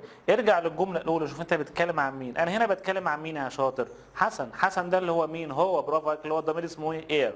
ارجع للجدول اللي موجود عندك في ورقه المفاهيم او انت حافظ اصلا اذا شفت اير يبقى الناحيه الثانيه الضمير الملكيه اسمه ايه؟ زاين. برافو عليك. يبقى في الحاله ده اختار حاجه اسمها ايه؟ زاين. طب انا شلت حسن ده مش عاجبنا، هنمسح حسن ده خالص اهو قدام سعادتك اهو. ونغير بقى. نغير ازاي؟ نشيل حسن ونحط حد اسم بنت مكانه. نيجي نقول مثلا هالة. استكرانك، هالة تعبانه مريضه. طيب يبقى الناحيه الثانيه اقول ماين ولا زين ولا اير؟ هالة ده اللي هو الضمير بتاعها اسمه ايه؟ برافو عليك. زي. ارجع للجدول فوق يبقى زي اللي هي البنت بتاخد الناحيه الثانيه ضمير ملكيه اسمه ايه؟ اسمه اير. يبقى عشان تحدد ضمير الملكيه ارجع للجمله الاولى. لحد هنا الدنيا زي الفل. جيت انا ابص فوق في الاختيارات لقيتك ايه؟ انت بتكرر الضمير مرتين، مره تكتب ماين ومره مايني، مره داين ومره دايني، مره زاين ومره زاين. وانت شايف فوق اهو مره اير ومره ايري، مره انظر ومره انظري، اوير واويري، اير وايري. ايه الكلام ده دلوقتي؟ ايه يا ابني في ايه؟ يقول انا عاوز اعرف امتى اختار ماين بس وامتى اختار مايني، امتى اختار داين وامتى اختار ايه؟ دايني، زاين وزاين. امتى اضيف ايه وامتى اختار اللي من غير ايه؟ سهله جدا اهي. مايني دايني زاين ايري انظر. وامتى اختار الاخيره ايه وامتى اختار من غير ايه؟ الناس اللي كانت بتحضر معانا زمان وفاكره، حد فاكر كنا بنغنيها ازاي؟ قلناها 100 مره زمان. قول بص يا باشا، انا عندي في الاختيارات ماين وفي حاجه ثانيه اسمها مايني. امتى اختار الاخيره ايه؟ قلنا زمان وغنينا عشان تضيف ايه. بص على اللي جاي، سامعك، بص على اللي جاي بعديه. برافو عليك. لو لقيت الاسم اللي جاي بعد الاختيارات مؤنث او جمع خد حاجه غيرها ايه او ايه بالانجلش. تاني عشان نضيف ايه بص على اللي جاي ايه بعديه مش قبليه، بص على اللي جاي بعديه. واحد تاني بيقول لك بص يا ابني احنا بنضيف ايه مع الاسم اللي اداته دي صح. اذا لقيت دي خد قبل منها ايه بكذا. اهم حاجه تفهم ان انا عشان اضيف ايه ابص على اللي جاي بعديه. اي اسم اداته دي مؤنث او جمع اضيف له ايه. طب لقيته مذكر او محايد من غير ايه في الاخر. برافو عليك. هديك مثال صغنن ادي كده اهو. انا مثلا جيت دلوقتي قلت لك ايه؟ داس است هذا يكون نقط مثلا فاضه. يلا يا شاطر روح تجيب لك في الاختيارات هنا ماين وفي حاجه تانية اسمها ايه؟ ماين اخرها ايه. يبقى دول انا عرفت ان اختار يا اما ماين ويا اما ماين. وهقول لك حاجه كده في السريع، طالما لقيت الضمائر متكرره ماين ومايني يبقى هو يقول لك اجباري بص على الاسم اللي جاي بعد عينك على اللي جاي بعد الاختيارات. كلمه فاطه دي كلمه مذكره ايه؟ هنضيف ايه ولا ما اضيفش ايه؟ بختار ماين بس. طب شلنا فاطه وحطينا موطه دي مؤنثه اداتها دي يبقى نختار ماين اللي اخرها ايه؟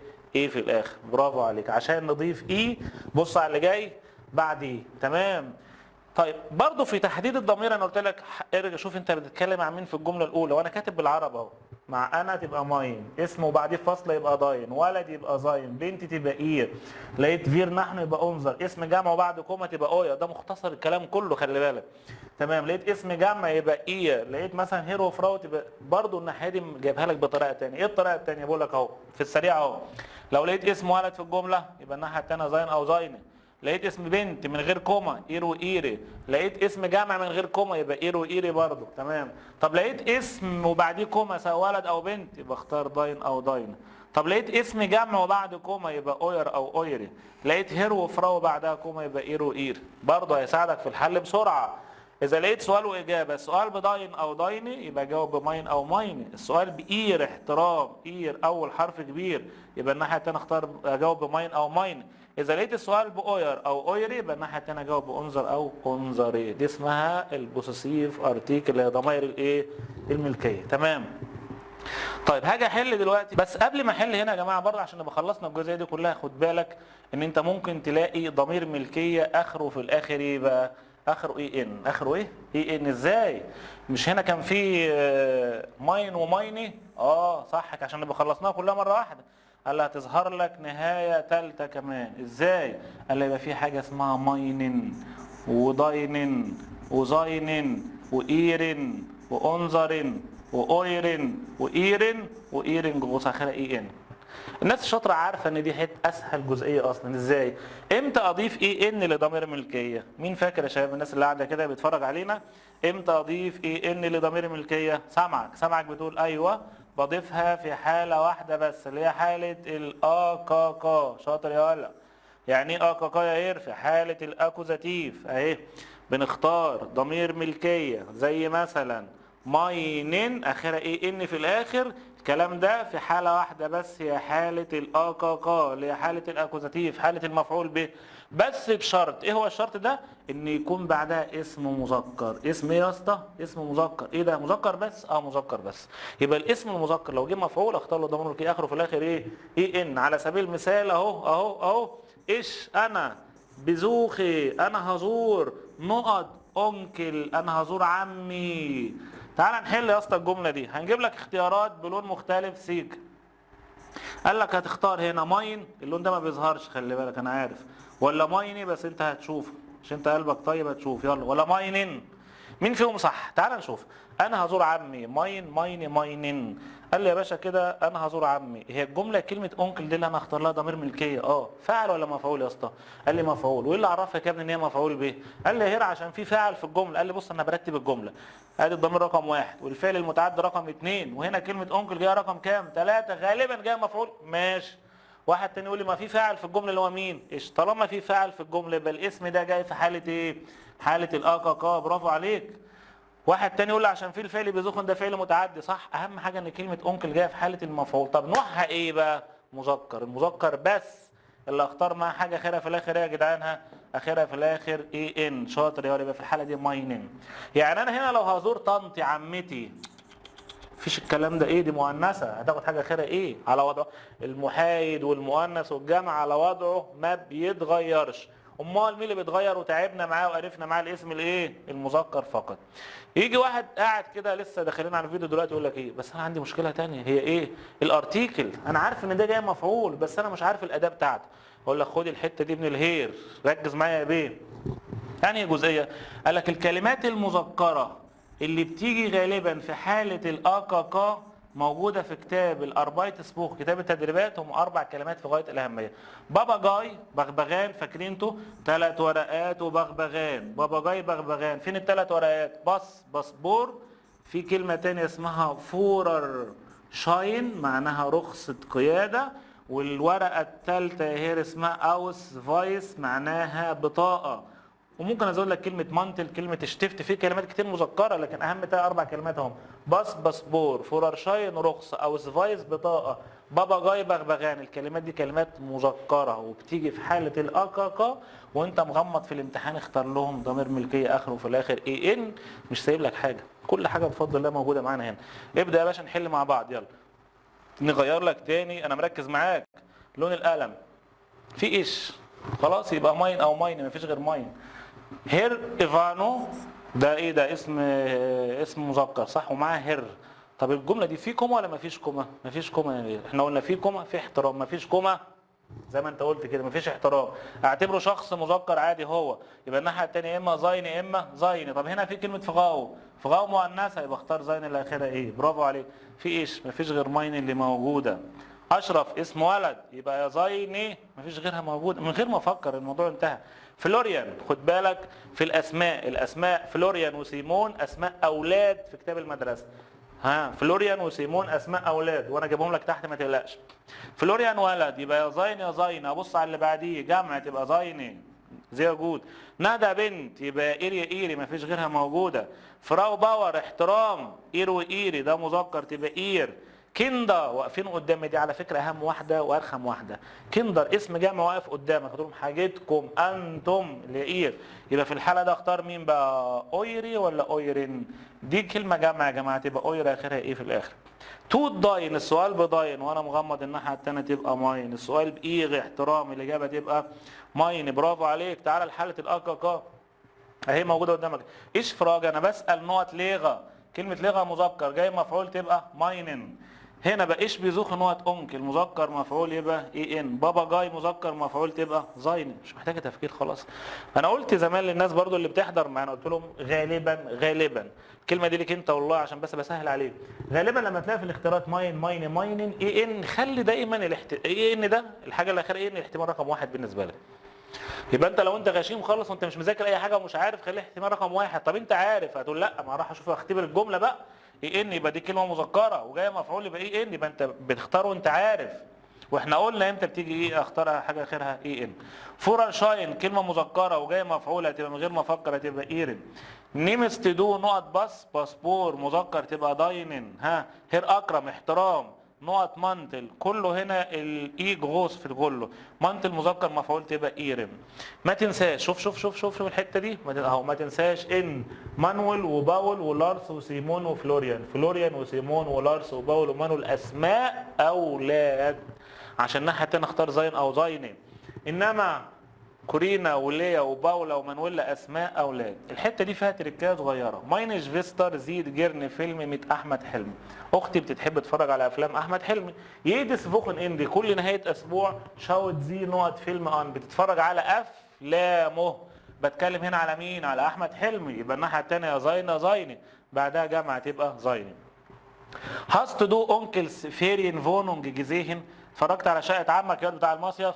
الناحيه الثانيه قال لك ليه؟ قال لك شقته تقع على شقته هو. انا بتكلم هنا على مين؟ على الانكل. يبقى الناحيه الثانيه زين او زين مفيش غيرها زين موجود.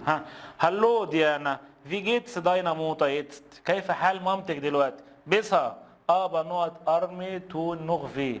لكن دراع مين اللي بيوجعه؟ ارجع للجمله الاولى بتكلم على الام يبقى دراعها هي وهنا جمع هتبقى ايغي. طب في اتنين، في واحده الاي بتاعتها كلاين وفي واحده الاي جروس. لا حاجتها هي هتبقى ايري الصغيره. تاني في اسئله تانية يا جماعه كده احنا خلصنا ضمائر ملكيه اللي هيبقى فيها سؤال فين؟ في الامتحان. خد السؤال الاخير بقى في الجزئيه دي اللي هي حاجه اسمها مضال فيربن يعني بعيد عنا كده الافعال الايه؟ الناقصه. تمام. الافعال الناقصه هي نفس القاعده بتاعه الطلب المهذب. لما تلاقي في الجمله فعل لا مؤاخذه فعل ناقص ما يديش معنى للجملة. ازاي يعني؟ هقول لك انا جملة سهلة وبسيطة نفسي الاقي مكان اكتب فيه اهو لقيت اهو اخيرا. يلا يا شباب. بيقول لي قول لسعادتك ايه بقى؟ ايش انا كان جود وقفت لحد هنا. كان معناها يستطيع زي كان بالانجلش. انا بستطيع جيدا انا بقدر كويس. كده انت فهمت حاجه من الجمله دي؟ ما فهمتش حاجه خالص. ليه بقى؟ عشان كلمه يستطيع فعل ناقص ما اداش معنى للجمله. انا بقدر ايه؟ كل واحد هيفهم حاجه مختلفه عن التاني. انا بقدر العب كويس، اغني كويس، اجري كويس، اتكلم كويس، احل كويس. كل واحد ممكن يكملها بمزاجه. فعشان كده سموا الجمله دي جمله ناقصه. طب انا عايز اكمل معنى الجمله هنعمل ايه؟ ايش كان جوت انا اقدر كويس ايه؟ طب انا جيت هنا قلت مثلا في بنت بتتفرج على اسكت ده انا احسن حاجه بعملها انا بنت ايه؟ زي الفل في الطبخ. ايش كان جوت كوخن انا بقدر اطبخ كويس. كده الجمله ليها معنى؟ ليها معنى طبعا. ايه بقى؟ انا بقدر اطبخ كويس. يبقى هنا كملت الجمله بفعل تاني اسمه فعل في الانفينيتيف. فاكر انت يا ولا؟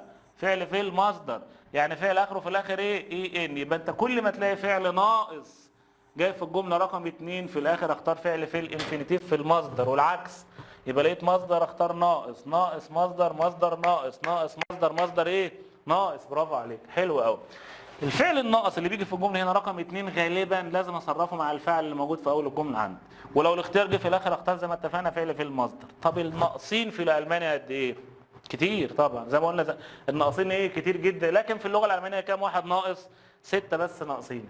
مين هم الافعال الناقصه اللي عندي؟ قدام سعادتك اهو.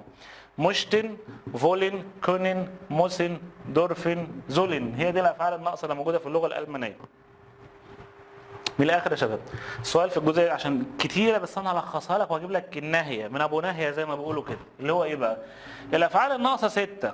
السؤال الاولاني بيجي على التصريف، صرف الافعال الناقصه مع الفاعل اللي موجود اول الجمله، دي الفكره الاولى على التصريف. فالتصريف قدام سعادتك اهو، خلاص. المفرد اير واس وزي وايش بياخدوا تصريف واحد بس، اصغر تصريف، مشت، فيل، كان، موس، دارف، زول. طب فير وزي وزي جمع اي ان في الاخر، دو انت اس تي، اير انتم فعل اخره تي. ده لو جالي السؤال على التصريف. لكن احنا دايما بنركز على فعل واحد فقط لا غير. لو انت الدنيا خلاص اتزنقت هتركز لي على فعل واحد بس عشان هو الوحيد اللي موجود في منهج ثالثه ثانوي كشرح. طب باقي ال5 افعال موجودين في منهج ثانيه ثانوي. طب في ورقه المفاهيم جايب فعل واحد بس اللي هو الفعل مين؟ زولن. فانت لما تيجي تزنق مش تزنق، انت كله موجود قدامك وهتذاكر كله، بس ليله الامتحان هركز على الفعل زولن، تصريفه مع المفرد زول، مع الجمع زولن، مع دو زولست، مع ايه؟ مع اير تبقى زولت. اهم حاجه زولن. معناها بالعربي ايه؟ ينبغي. تمام؟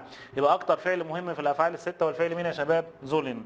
السؤال هيجي ازاي في الامتحان؟ على 3 افكار. الفكره الاولى تصريف الفعل الناقص. الفكره الثانيه الاختيار يجي اخر الجمله، اختار فعل في المصدر. الفكره الثالثه هيجيب لك 3 افعال ناقصين مع بعض، موسن ودورفن وزون، ويقول لك اختار انت بقى على حسب معنى الفعل الناقص. فهتركز لي برضه على ال3 دول، موسن يجب، دورفن يسمح، زولن معناها ينبغي. تمام؟ لما يجي مثال على المعنى انا هوقف لك عندك واشرح لك الفرق بين ال3 ايه. حل هنا على حسب التصريف. ايش الاختيار؟ هتبقى موس. طب دو، نغير اللون برضه عشان الناس اللي عندها كده. دو انت هتبقى فيلست اخرها اس تي. هنا مع من مفرد يبقى ضارف. انا قلت لك زمان الكلمات اللي بتمشي مفرد والكلمات اللي بتمشي جمع وجبناها مع تصريف موجن وفيردن، ارجع لهم حوالي ربع ساعه ورا. دي ارت زاكت، الدكتور بيقول داليا مفرد هتبقى زل. هنا مست من غير املاوت هتيجي مع مين؟ مع دو. الي جمع هتبقى دورفن اخرها اي ان. طب يا هير لو جاب لي ال3 افعال مع بعض وقال لي اختار على حسب المعنى، فين يا ابني المثال ده يا حبيبي؟ اهو. ادي المثال قدام سعادتك اهو. ادي هنصغر اهو معلش وايه نحاول نشوف كده اهو. المثال اهو. المثال 109 بيقول لك ايه؟ فير هابن كاين ميلش. احنا ما عندناش لبن في البيت. يبقى ايش انا لازم اروح اشتري، ولا ظرف مسموح لي اشتري، ولا ينبغي ان انا اروح اشتري؟ ركز بقى في الحته دي. تمام؟ ايه امتى اختار كل واحده من دول؟ قال لي بص احنا هنركز على الفعل بتاعنا اللي هو انا قايل لك غالبا ان شاء الله هيجي في الامتحان، اللي هو مين بقى؟ الفعل زولن. امتى اختار فعل زولن ينبغي؟ قال لي لما تكون بتقدم لحد نصيحه. كلمه نصيحه اسمها راتشلاج او امبيفيلوم. كل ما تكون بتقدم لحد نصيحه استخدم فعل اسمه زولن. طب وانا اعرف ازاي في الجمله انا بنصحه؟ قال لي ريح دماغك. هتلاقي في الجمله غالبا الفعل زاجن، والفعل زاجن ده معناه بالعربي ايه؟ يقول. او تلاقيه في اخر الجمله كلمه جزاكت في الاخر، قال. كل ما تلاقي الدكتور بيقول، المدرس بيقول، ابوك بيقول، يبقى بيقدم لك نصيحه، يبقى اختار فعل اسمه ايه؟ زولن. او لقيت فعل اسمه ان روفن معناه اتصل، او ان جغوفن يعني اتصل، ولا والدك اتصل دلوقتي ينبغي انك تروح حالا دلوقتي. المدرس اتصل دلوقتي ينبغي انك تقوم تذاكر دلوقتي. او جمله نداء لما نادى عليك علي، احمد، دو انت اللي هناك، تقول له زولست ينبغي انك تعمل كذا او كذا. رقم 3 للسؤال عن جمله الامر. واحد يقول لك ذاكر كتير، يبقى السؤال كان بيقول ايه؟ ماذا ينبغي ان افعل؟ مع ال3 حاجات دول. ولو الدنيا دشملت معاك افتكر زاجن جزاكت. كل ما تلاقي كلمه يقول او قال اختار فعل اسمه زولن، وهي ان شاء الله هتيجي في الامتحان باذن الله. اهم فعل عندنا زولن. طب وباقي الافعال دورفن موجودين برضه، ذاكرهم مع نفسك. دورفن لطلب الاذن او السماح. ولما تشوف الكلمات دي باركن، راوخن، تليفونيرن، فراجن، فربوتن، ارلاوبت، نشت او قاين، مع كل الحاجات ده اختار فعل اسمه دورفن. تمام؟ موسن يجب في حاله الضروره او الالزام من النفس. انا عندي امتحان بعد بكره الماني، ايه مسموح لي اذاكر؟ عاوز اذاكر؟ انت بالعافيه هتذاكر، يبقى لازم اذاكر، يبقى موسم. عندنا واجبات منزليه لازم نعملها، لازم نذاكر، عندنا امتحان، يبقى في الزام من النفس. اشتريت تذكره الاهلي اسمه ايه كان بيلعب مع مين؟ اهلي والوداد، الاهلاويه يا حبايبنا. لازم قبل ما تروح يا اسطى تشجع، خلاص لازم تختم التذكره. اولا هتحجز التذكره في الاول، وبعد ما تحجزها تختمها، وبعد ما تختمها لازم بيت صالن تدفع فلوسها. يبقى انت كده لازم لازم لازم لازم. طبعا مشتن وفولن مع الاكل والشرب والكلام ده كله بتاع، والفعل كونن مع الهوايات والالعاب واللغات، وكلمه جود، وهنبدا نحل على حسب المعنى. دي ارت. الدكتور بيقول داليا خدنا ايه من شويه؟ ذل. اللي بعدها مامتك اتصلت، ما تفكرش، يبقى زولست. برافو. ايش نوت هويت ابند اين، لازم احجز، يبقى ايش موس تصريف. فير هابن كاين ميلش، ما عندناش لبن، يبقى ايش موس. هنا جمله استئذان، تسمح لي ضرف، تسمح لي ضرف. هير نشت راوخن اسست فربوتن ممنوع، وهنشت وهير وراوخن يبقى ضرف مش مسموح لك. زيتي اوضه كافيه، عايز شاي ولا قهوه، يبقى مشتن بعرض عليه. دير دكتور زاكت، اتحلت خلاص. دو زولست. الجمله دي من كتاب المدرسه. دير ليرر زاكت، المدرس بيقول اير زولت غوهش، ينبغي ان انتوا نقط. الاختيار جه في الاخر، اختار فعل في الانفينيتيف مصدر صح. مين المصدر اللي هنا؟ زاين. اللي بعدها هير مولر است كرانك، اير زول دي طابلتين، عايز مصدر في الاخر يبقى نيمن على حسب معنى الجمله. تمام. ايه تاني؟ ان اينم بغو، في مكتب نقط مان نشت تراوخن، مش مسموح له يدخن هنا. المدير قال. طالما اهي بص في اخر الجمله كلمه جزاكت جت في امتحان 2021 اللي كان اصعب امتحان، بس عشان في كلمه جزاكت هنا خدت حاجه اسمها ذل. كندا يا اطفال هتبقى اير زولت، انتوا ينبغي انك تعملوا كذا او كذا. لحد هنا رجاله خلاص. دول كانوا اهم 8 اسئله، 8 اسئله او 9 اسئله في الجراماتيك. للناس الشاطره طبعا انا جايب لهم شويه كلمات دول لازم اعرف معناهم بالعربي فقط عشان يفيدوك في حل القطع في الامتحان. نيجي بقى للمشكله اللي انا وعدتك ان انا هحلها لك في الاخر. مش طلاب مصر كلهم، كل اللي بيتعلم الماني، مش طلبه بس، ده حتى مدرسين، ده حتى الالمان نفسهم يا راجل عندهم مشكله في الارتيكل، ما بقاش عارف الكلمه دي اداتها دير ولا اداتها داس ولا أداة. انا بعترف لك بكده اهو كمدرس وبقول لك انت عندك حق. طب احنا هساعدك ازاي في الحته دي بقى؟ انا جمعت لك اهم الكلمات اللي بتيجي في الامتحان من كتاب المدرسه ومحتاج فيها الارتيكل. انا بحاول اساعدك والله. ابسط حاجه عندي اقول لك احفظ كل الكلمات بالاداه. مالكش حاجه عندي، مش قصتي، اقعد احفظ في البيت. طب انا لو حبيت اساعدك ازاي؟ انا جمعت لك الكلمات خلاص يا شباب. الكلمات اللي هي ايه؟ اهم الكلمات اللي عندنا في المنهج كلها محتاج فيها الاداه، وجمعتها لك كلها فين؟ في الصفحه دي، صفحه واحده بس، وكلمات سهله جدا. اللي عاوز الحاجات دي كلها زي ما قلت لك خلاص هيبعت لنا على قناه التليجرام، هنزل لك اللينك تحت كده، بعت لنا رساله وانا هبعت لك الحاجات دي كلها ان شاء الله ايه؟ PDF. لسه كمل معايا تاني دلوقتي، هكمل معاك تاني في باقي الجزء بتاع الجراماتيك والمفاجاه الاخيره اللي هي تدريبات كتاب المدرسه. ثانيه واحده بس. يلا بقى يا رجاله على سؤالين مهمين جدا جدا برضه عاملين قلق مع بعض الناس، اللي هو ايه بقى؟ الضمائر الشخصيه. كلنا فاكرين الضمائر الشخصيه يا شباب، اللي هو ايش ودو وايه واس وزي وفير واير وزي وزي. ايه ده؟ ما احنا عارفين اولى ثانوي. الضمائر دي تخيل ان بيجي عليها سؤالين في الامتحان بس في حالات اعرابيه مختلفه. الحاله الاولى اسمها الضمائر الشخصيه في حاله الضطيف. حاله ايه؟ الضطيف اللي هو المجرور او المضاف اليه او ايا كانت الترجمه بتاعته. الضمائر الشخصيه في حاله الضطيف الضمائر التسعه كلهم بيتغيروا تحافظ طبعا. ايش تبقى؟ مية. دو تبقى ديا. اير واس المحايد يبقى ايم. زي تبقى ايا. فير تبقى اونس. ايا اويش. زي اينن. زي تبقى اينن. يبقى دي اسمها الضمائر الشخصيه في حاله الضطيف. كام ضمير هيتغير؟ التسع ضمائر كلهم بيتغيروا. تقعد تحفظ بقى. والجدول ده برضه هيبقى موجود في ورقه المفاهيم، بس انا مش عايزك كل شويه تاني ترجع لورقه المفاهيم عشان هتضيع منك وقت. عايزك داخل حافظ الجدول اصلا، تقعد تغني ايش مير دو دير ايرو اس ايمو وهكذا. دي اسمها الضمائر الشخصيه انا حفظتهم خلاص. هتركز في الحفظ بتاعك على العربي كمان يا جماعه. بمعنى لما اشوف مية معناها انا، ديا انت، ايم هو، ايا هي، انس نحن، تعرف الترجمه بتاع الضطيف معناها بالعربي ايه. يبقى انا حافظ التحويلات. ايش مير ومير معناه انا، دو دير ودير معناه انت. حلوه ولحد هنا كويس. هتيجي تقول لي وانا امتى في الامتحان اختار ضمير شخصي في حاله ضطيف؟ جدع السؤال ده، يلا برافو عليك. قال لي بص يا باشا، حاله الضطيف بختارهم امتى؟ قال لي بعد حاجه اسمها بسرعه كده، بعد الافعال الخمسه. انا بسميهم الافعال الايه؟ الخمسه. الفهم في فيربن. ايه هم الافعال الخمسه دول؟ عندي فعل اسمه جيهوغن، جيفالين، شميكن، باصن، شتين. دول اهم 5 افعال. انا ممكن اكتب لك 20 فعل. هنا في اسجيت وفي جراتوليرن وفي دانكن وفي شينكن وفي هكذا. في افعال كتير جدا وشباس ماخن وتون في. كل دي افعال بتعمل ضطيف، لكن انا بركز لك على ال5 افعال اللي موجودين في ورقه المفاهيم، علشان كده بسموهم الافعال الخمسه. كل ملمح فعل من ال5 افعال دول جهورن جفالن شميكن باصن شتين، اختار على طول فعل في حاله ضمير شخصي في حاله ايه؟ ضطيف. برافو عليك، دي اسهل وابسط طريقه. عينك على الفعل بتاع الجمله، لقيت فعل من الافعال الخمسه، اختار ضمير شخصي في حاله ضطيف. انا هحل معاك سؤال هنا على الجزئيه دي. فين هنا اهو، جهورت ديا ولا دو ولا ديش دياكي ضا. انا هنا دير انت ودو انت وديش انت، دي في حاله ضطيف ودي فاعل ودي اكوزاتيف. اختار بناء على ايه؟ على الفعل بتاع الجمله. جهورت بيفكرك بحاجه يا ابني؟ اه بيفكرني يا هير. بيفكر زعلان ليه؟ بيفكرك بايه؟ بيفكرني ان هو من الافعال الخمسه اللي بتعمل حاله ضطيف. طب روح اختار. قال لي مفيش غير هو ضمير واحد بس في الضطيف هنا اللي اسمه ايه؟ دير. برافو عليك، سهله وبسيطه اهي. فعل من الافعال الخمسه يبقى اختار ضمير في حاله ضطيف. سامعك اللي بتقول طب انا في الامتحان يا هير ايه يا ابني؟ ايه في الامتحان؟ هيجيب لي مثلا 5 ضمائر من دول كلهم في الضطيف، 4 اختيارات كلهم في الضطيف، مير ودير وايم واير وانس. هقول انا ولا انت ولا هو ولا هي؟ اختار مين فيهم؟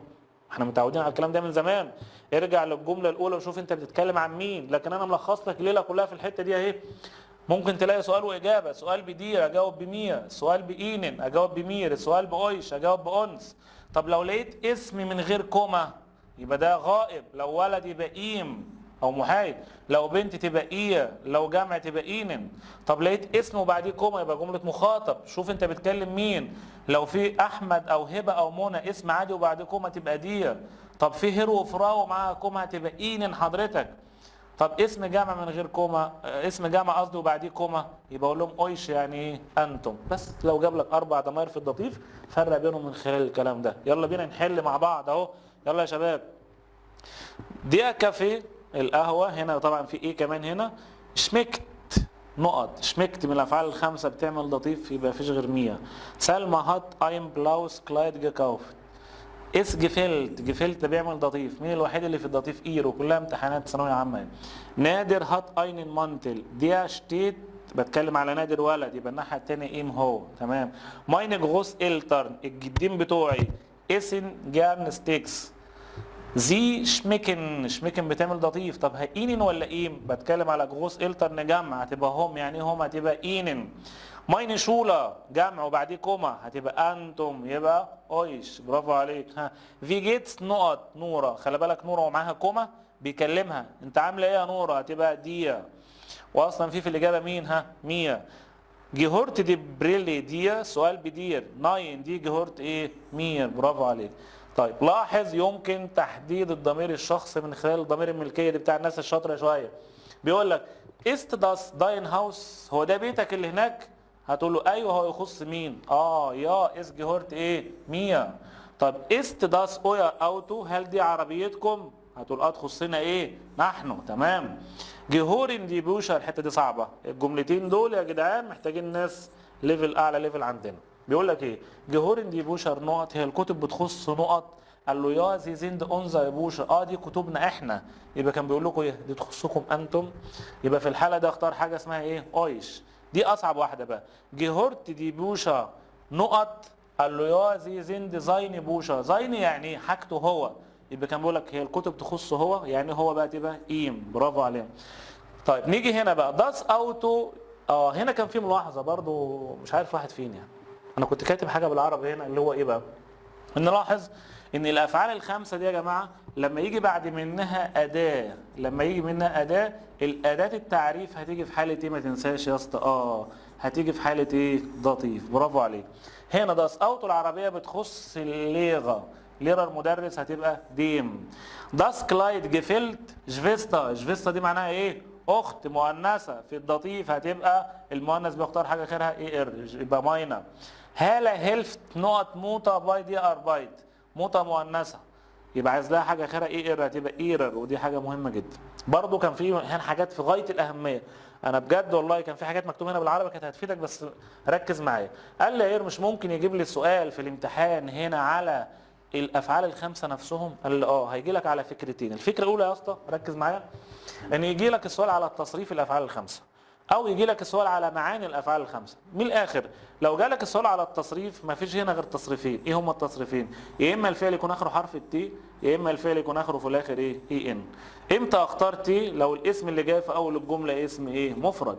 امتى اختار اي ان؟ لو الاسم اللي جاي في اول الجمله اسم ايه؟ جمع. تعالى ابدا طبق كده، طبق كده على الكلام اللي كان موجود هنا ده. طبق يا باشا اهو من اول الصوره رقم 16. دي بلوزه، بلوزه مفرده، هتبقى هنا ايه بقى؟ جفلت ولا جفالن؟ طبعا عليها املاط عشان ده فعل قوي، هتبقى جفلت. دي يقن جمع، دي هتبقى جفالن اخرها اي ان. يبقى التصريف على حسب الاسم الغير العاقل اللي جاي في اول الجمله، وغير العاقل ده حاجه من الاثنين، يا مفرد يا ايه؟ يا جمع. برافو. طيب انا كاتب لك دي بلوفا مفرد يبقى بسط. طب دي بلوفا جمع هتبقى بصن. ديك غفتن جمع هتبقى شتين اخرها في الاخر اي ان. برضو دي ملاحظه في غايه الاهميه هنا، اللي هو ايه بقى؟ ان ممكن السؤال يجي لي على معاني الافعال الناقصه. طب لو جه على المعنى ايه؟ قال لي يا باشا بص انا هكتبه لك هنا عشان برضه تحفظ معايا. قال لي كان في فعل اسمه شميكن، حد فاكر شميكن؟ يتذوق او يعطي مذاق. بيجي مع مين؟ قال لي يجي مع الاكل والشرب. مع الاكل وايه؟ الشرب. برافو عليك. ايه تاني؟ طب الفعل جهورن وده اهم فعل فيهم، الفعل جهورن بيجي مع مين؟ قال لي ايه بتختاره لما يكون الجمله فيها ضمائر ايه؟ ملكيه. هو ده كتابك؟ ايوه هو ايه؟ هتقول يخصني. برافو عليك. طب الفعل باصن، حد فاكر باصن يعني يناسب؟ قال لي دي يجي مع مين؟ قال لي يجي مع المقاس والسعر. برافو عليك. طب الفعل شتين، شتين يعني يلائم، يجي مع مين؟ قال لي يجي مع الالوان. جدع على. طب الفعل جفال يعجب، بيجي مع اي حاجه بقى، يجي مع قطع الاساس والشقه. بس اهم حاجه كلمتين موجودين في كتاب المدرسه، اللي هو كلمه الجبال برج، وكلمه شتريند اللي هي الشواطئ. الجبال والشواطئ بختار معاهم مين؟ جفالن. طب اس جيت للسؤال عن الحال، اول جمله اهي في نوت اس دير مارتن. قال له دانكي ميا جيت از جود، حالي كويس. حالك يبقى كان بيقول له كيف حالك؟ يبقى في جيتس. است داس داين بوخ، هو ده كتابك؟ ضمير ملكيه. يبقى الناحيه الثانيه اختار فعل اسمه يخصني انا، يبقى جهورت. برافو.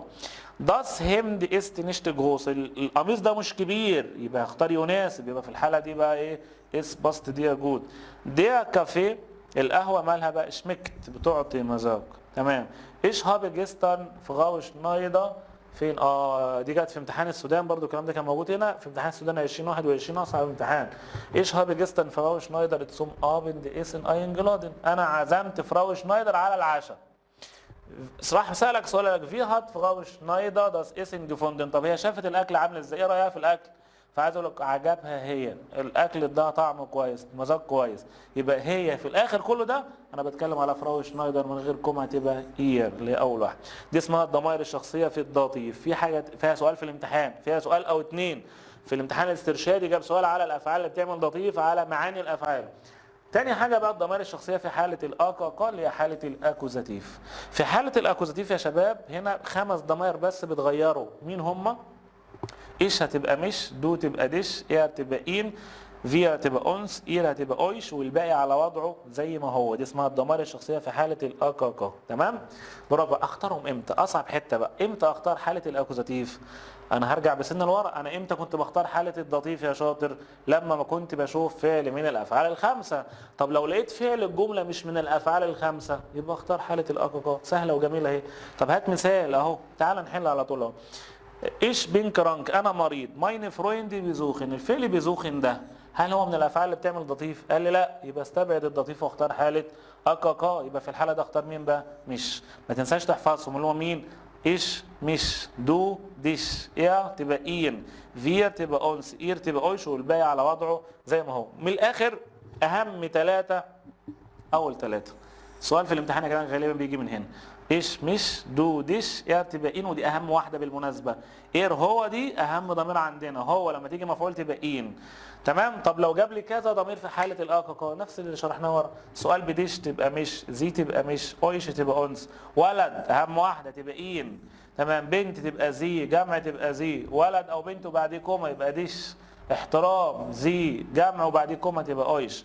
الحته دي اهم حته لك. ركز بقى هنا في حاله الاكاكا انك ممكن تعوض عن اسم ليه اداه تعريف بضمير شخصي في الاكاكا. لو الاسم ده اداته ضس محايد الناحيه الثانيه يبقى اس. برافو عليك.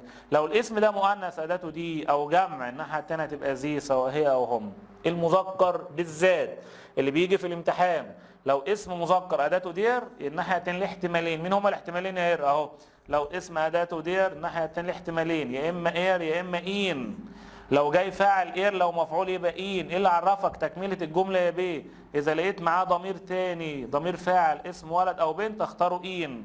ما لقيتش معاه ضمير ولقيت فعل لازم زي است او كوستت يبقى اير. ما تنساش الحته دي فيها سؤال في الامتحان اهو.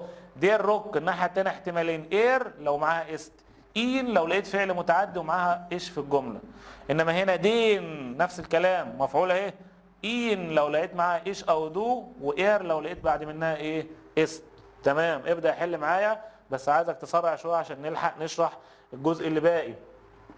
علي ولد يبقى ان اكوزاتيف. ساره است كرانك ايش بزوخي اكوزاتيف تبقى زي. هنا سؤال بديش اجابه تبقى مش. سؤال باويش كده كده هتبقى انس، مش هتبقى ديش. هنا بيقول لها منى لبس دو مش بتحبيني يا منى؟ قالت له يا ايش ليه بديش اللي انتوا حافظينها اصلا من اولى اعدادي تقريبا يعني. بزوخ دو طب هتزورنا يا ابني؟ قال لها يا ايش بزوخ ايه اويش هزوركم انتم. دي مهمه جدا. هير هوبر است امبان هوف. الهير من غير كوما يبقى هو يبقى ان.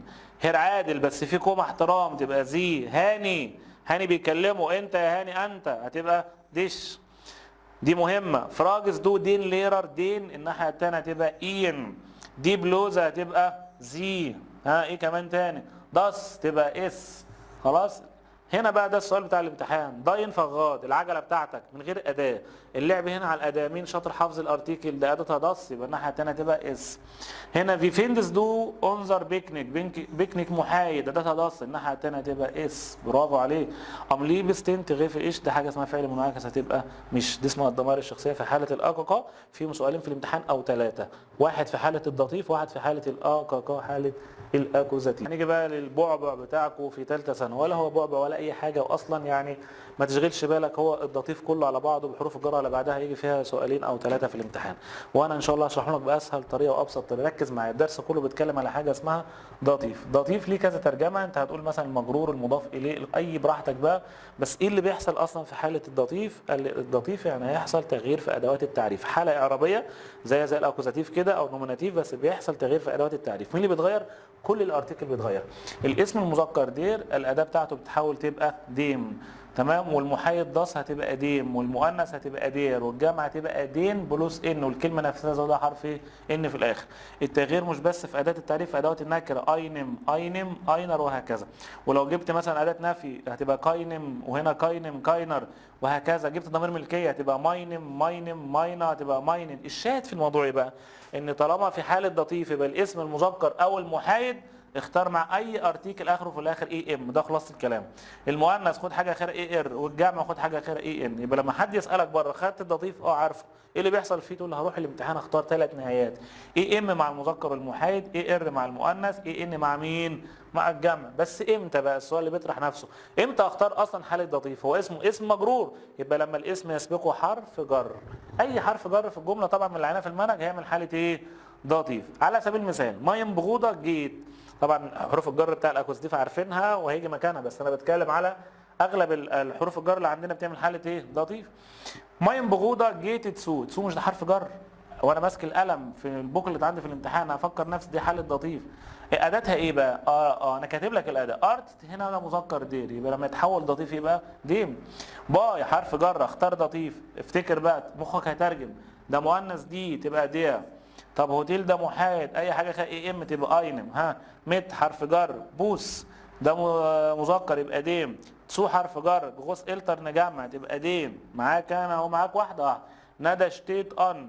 وعلى فكره يعني ممكن السؤال في الامتحان اصلا يسيب كل حاجه ويقول لك اختار الارتيكل الاداه في حاله ضطيف، يجيب لك حرف الجر ويجيب لك الكلمه ويقول لك اختار الاداه. يبقى الموضوع هنا راجع لحفظ الكلمات بالاداه.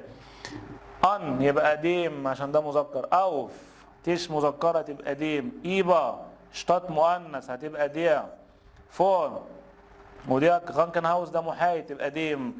تسو وانكل ده مذكر هتبقى ماين ماخره اي ام. ده الضطيف بكل بساطه وسهوله. السؤال الثاني انا قلت امتى اختار ضطيف؟ لما الاسم يسبقه حرف جر. ايه بقى حروف الجر اللي عندنا اللي بتعمل ضطيف؟ هي دي بقى ايه؟ مربط الفرس اللي عندنا. قال لي بص يا باشا من الاخر كده ركز معايا في اللي جاي، عشان ضغطت لك الكلام كله ولخصت لك في المربع الجميل اللي قدام سعادتك ده. في 3 حروف جر يا جماعه معناهم الى عندنا في الالماني، الى، ودول ارخم 3 حروف عندنا. مين هم؟ ناخ وتسو ان، ناخ وتسو ايه وان. الفكره في الامتحان انا امتى اختار كل حرف من ال3؟ ده اللي عايز اعرفه. احفظهم بالعربي. ناخ بتيجي مع ايه، وتسو بتيجي مع ايه، وان بتيجي مع ايه. ال3 معناهم الى، وبختار واحده من ال3 في حالتين. لو لقيت السؤال عندي بأداة استفهام اسمها فوهن، ده رقم 1. رقم 2 لو لقيت فعل الجمله بيدل على الحركه، هم 3 افعال بس، جين وفاضن وفليجن، اي فعل من دول. او لقيت السؤال بفوهن يبقى لازم اقول الى. يعني ايه الى بقى؟ ناخ وتسو ان. طب هو في الامتحان رخم عليا وجاب ال3 مع بعض، هو ده مربط الفرس. لازم اعرف امتى اختار ناخ وامتى تسو وامتى ان. بكل بساطه وسهوله ناخ اسهل واحده وهنقولها في جمله واحده بس، اللي هي ايه؟ قال لي بختار ناخ بالعربي مع مين؟ ها، بلاد ومدن واتجاهات وهوس. احفظهم كده، ها، بلاد ومدن واتجاهات وهوس. بلاد ومدن واتجاهات، كل البلاد اللي ملهاش اداه بختار معاها ناخ. اسماء المدن، والمقصود بالاتجاهات اتجاهين، ريشتس يمين ولينكس يعني يسار. واخر حاجه كلمه هاوس. وانا عايز بعد اذنك كلمه هاوس دي هنخلص منها من دلوقتي، وهي اللي ممكن تيجي في الامتحان. مين من الناس اللي بتحضر معانا فاكر الاغنيه؟ انا فاكرها. بتقول ايه بقى؟ اروح البيت بناخ واقعد فيه بتسو. ها، اروح البيت بناخ واقعد فيه بايه؟ تسو، عشان نبقى خلصنا. لو انا رايح البيت جين فارن فليجن، رايح البيت يبقى ناخ هاوس. طب انا قاعد في البيت، ايش بين، ايش بلايبي، ايش ليبي، قاعد في المنزل يبقى تسو هاوس. تمام. يبقى بلاد ومدن واتجاهات وهاوس تاخد مين؟ ناخ اهو. ناخ دويتشلاند اسم بلد، اليكس مدينه، ريشتس يمين، لينكس يسار، رايح البيت، كله ده اختار مع مين؟ ناخ، من اسهل ما يكون. اركن ناخ على جنب. تسو بختارها مع مين؟ تسو برضو على فكره مع 4 حاجات. ايه هم ال4 حاجات؟ رقم 1 اماكن قريبه. يعني ايه اماكن قريبه؟ الاماكن اللي جوه المدينه. اي مكان جوه المدينه بتدخله من باب لباب، اي منشاه مبنى جوه المدينه هروح له بحرف جر اسمه تسو. يعني رايح جامع، رايح كنيسه، رايح نادي، رايح سينما، رايح مسرح، رايح مدرسه، رايح جامعه، رايح مطعم، رايح قهوه، اي مكان بتدخله من باب يبقى حرف الجر بتاعك اسمه تسو. بس مشكله تسو في ايه بقى؟ هقولها لك اهي.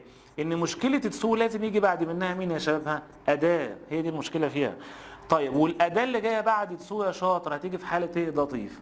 يبقى تسو بتيجي مع الاماكن داخل المدن اللي ليها أداة، والأداة هتيجي في حالة إيه؟ لطيف. يبقى أماكن داخل المدن، أي منشأة جوه المدينة. ها، أشخاص، ودي جت في الامتحان الاسترشادي. رايح لأحمد، رايح لهالة، رايح لمنى، رايح لعمتي، رايح لخالتي، رايح لجدتي، يبقى تسو. المهن، والمقصود بالمهن هنا 2، دكتور وحلاق، يبقى روح لهم إيه؟ بتسو. بس ما تنساش مع تسو هات الأداة. هنا تسور بالار دي اختصار قال لي مع الكلمات اللي اداتها دي. رايح المدرسه، رايح البوست، رايح الابوتيك، رايح البيكراي، اماكن مؤنثه اداتها دي تبقى تسودير. طب نختصرها بايه؟ بتسور. طب تسوم بالام مع الاماكن المذكره والمحايده، بانهوف، فريزور، حلاق، ارتس، طبيب. تسوم ليه؟ مدرس. يبقى الاماكن المذكره والمحايده تاخد تسوم. طب الاشخاص العاديه اسم شخص ما بياخدش اداه يبقى تسو احمد. خلاص. وتسو هاله رايح لمين؟ رايح لهاله. دي الحاجات اللي بتاخد حرف جر مين؟ تسو بكل بساطه وسهوله. برافو عليك. حرف جر ان زيه زي تسو يا جماعه، برضه يجي مع الاماكن داخل المدن واللي ليها اداه. بس مشكله ان بقى الكبيره في الالمان اللي عامله قلق هي ايه بقى؟ ان حرف الجر ان لما يجي بمعنى الى للاسف الشديد بيعمل حاله اكاكا. يعني ايه اكاكا يا ابني؟ يعني اكوزاتيف، بمعنى ان لو جه بعد منها اسم مذكر هتبقى اداته دين، والباقي على وضعه. المحايد بياخد ضاس، والمؤنث هياخد ايه؟ ياخد دي. بس هي دي مشكله ان بتيجي مع الاماكن داخل المدن بس بتعمل حاله اكاكا، حاله ايه؟ اكوزاتيف. يعني هنغير اداه المذكر بس، بدل دير تبقى دين، بمعنى ايش جه ان دين كلوب عشان ده اسم مذكر. ان معناها الى. بص نصيحه ليك، كل ما تلاقي حرف الجر ان في الامتحان لازم اترجم معناه، انا ذاهب الى ولا انا موجود فيه. هنا بقول ايش جه يعني اذهب ان، يبقى ان معناها الى، هتعمل حاله اكاكا، ده مذكر يبقى دين. برافو. طب رايح السينما ده محايد يبقى داس، وبنختصر الاثنين مع بعض بحاجه اسمها انس. رايح المسرح انس. طب رايح المدرسه، ما المدرسه دي مؤنثه على وضعها تفضل ان دي زي ما هي. برافو عليك. ده حرف جر ايه مع الاماكن داخل المدن، لكن اكتر حاجه بتيجي في الامتحان مع ان هذه اللي هي بتيجي مع البلاد اللي ليها اداه تعريف. انت مش قلت ان كل البلاد بتاخد ناق؟ ايوه، بس كل البلاد اللي ملهاش اداه، اللي بدون اداه. انما البلاد اللي ليها اداه، واركز على 3 دول ما فيش غيرهم، كلهم دول مؤنث، بياخدوا ان دي. مين هي البلاد دي؟ شفايتس، اكتر دوله بتيجي في الامتحان. سويسرا، تركاي، او اس بالمناسبه خلاص. يبقى سويسرا وتركيا وامريكا الثلاثه بروح لهم بحاجه اسمها ان دي. تمام. طب لو انا عايش فيهم بالمره عشان لو جت في الامتحان، لو انا عايش في سويسرا عايش في تركيا، لا هختار اندير عشان هتعمل ضطيف. اندير، اروح سويسرا باندي اعيش فيها باندير، اروح تركيا باندي اعيش فيها باندير، اروح امريكا باندي اعيش فيها بايه؟ اندين، عشان بتعمل ضطيف. برافو عليهم. طيب كده دول اصعب 3 حروف عندنا لما ناخد سو ان. تمام. خد بقى حروف بقى هديه بقى، دي سهله جدا. لو جت في الامتحان حرف جر مت يجي بمعنى بواسطه، يجي مع وسائل المواصلات. احفظ الجمله دي هتلخص لك كل حاجه، اللي هي كل وسائل المواصلات تاخد معاها ايه بقى؟ مت ديم. اي وسيله مواصلات في الجمله بعد مت تاخد ديم، ما عدا بان. اي حاجه اخرها بان، او بان، اس بان، اشتغال، اي حاجه اخرها بان هتاخد معاها مين يا اسطى؟ مت دير. طب انا لقيت في الاجابه مت، نسال عنها باداه استفهام اسمها في. واحد يقول لي طب انا بروح على رجليا ما باخدش وسيله مواصلات، انا سهله يا اسطى. يبقى ايش جيه انا اذهب اتسوفوس. يعني اتسوفوس على الاقدام. برافو عليك. تمام. حرف الجر باي، ما انا عند اولادك. كنت فين ياض؟ متاخر لحد الساعه 1 بالليل و2 بالليل، كنت فين؟ هتقول انا كنت عند الدكتور، عند الحلاق، عند احمد، عند هاله، عند منى. يبقى حرف الجر بتاعك اسمه باي. وهتركز هنا مع كلمه حلاق، يبقى ايش بين بايم. بايم دي اختصار مين؟ سامعك اللي بتقول اختصار بايديم، صح. بايم ارتست عند الطبيب. بايم اونكل كنت عند مين؟ عند العم. وتيجي مع الشركات زي باي فودافون، وتيجي مع الاشخاص باي احمد، باي هاله، باي منى. تعبيرات تحفظها. تسو هاوس يعني في المنزل، انما ناخ هاوس معنى الى المنزل. يبقى اروح البيت بناخ اقعد فيه بتسو. سوفوس معناها على الاقدام، وتسوفايت يعني بعيد جدا جدا. يلا يا بيه تعال نحل بناء على اللي احنا شرحناه فوق. علي فيرت، علي رايح دويتشلاند، مسافر المانيا، يبقى اسم دوله تبقى ناخ. يمين وشمال واتجاهات تبقى ناخ. ها دويتشلاند جيفلوجن برضه سافر تبقى ناخ. رايح المدرسه والبنك والبوسطه وكل دي كلمات مؤنثه اداتها دي، يبقى تاخد ايه بقى؟ تسور، اختصار تسوديا. كينو يبقى تسوم. طب كينو تاني وما فيش تسوم، يبقى ناخد معاه انس عشان ان بتعمل اكا اكوزاتيف. تمام. ام ابن جيت فاميلي باور نقط تياتا، تياتا محايد يبقى انس. ايش جي نقط شولي، شولي مؤنثه تبقى ان دي. تسوج ايش فار انا مسافر. تسوج اللي هو القطار. طبعا هتبقى احنا قلنا كل وسائل المواصلات تاخد 100 ديم ما عدا بانا تاخد 100 دير. فعل نيمن خلاص بقى كل سنه بقى اتعود عليه يجيبه في الامتحان. فعل نيمن معناه بالعربي ايه؟ ياخذ. برافو عليك. انا بتقول انا بقول انا هاخد الباص، هل هنا في حرف جر؟ انت بتقول انا هروح مثلا رايح المدرسه، فانا هاخد توك توك، هاخد عربيه، هاخد. انت بتقول انا هاخد بواسطه كذا؟ لا، انت بتقول انا هاخد عربيه. يبقى مفيش حرف جر. طالما مفيش حرف جر يبقى في الحاله دي نختار حاله الاكاكا، حاله ايه؟ الاكوزاتيف. طيب بوس ده مذكر هتبقى دين. والحاجات المذكره هم 3، هي بوس وتسوق قطر وفاجن عربيه.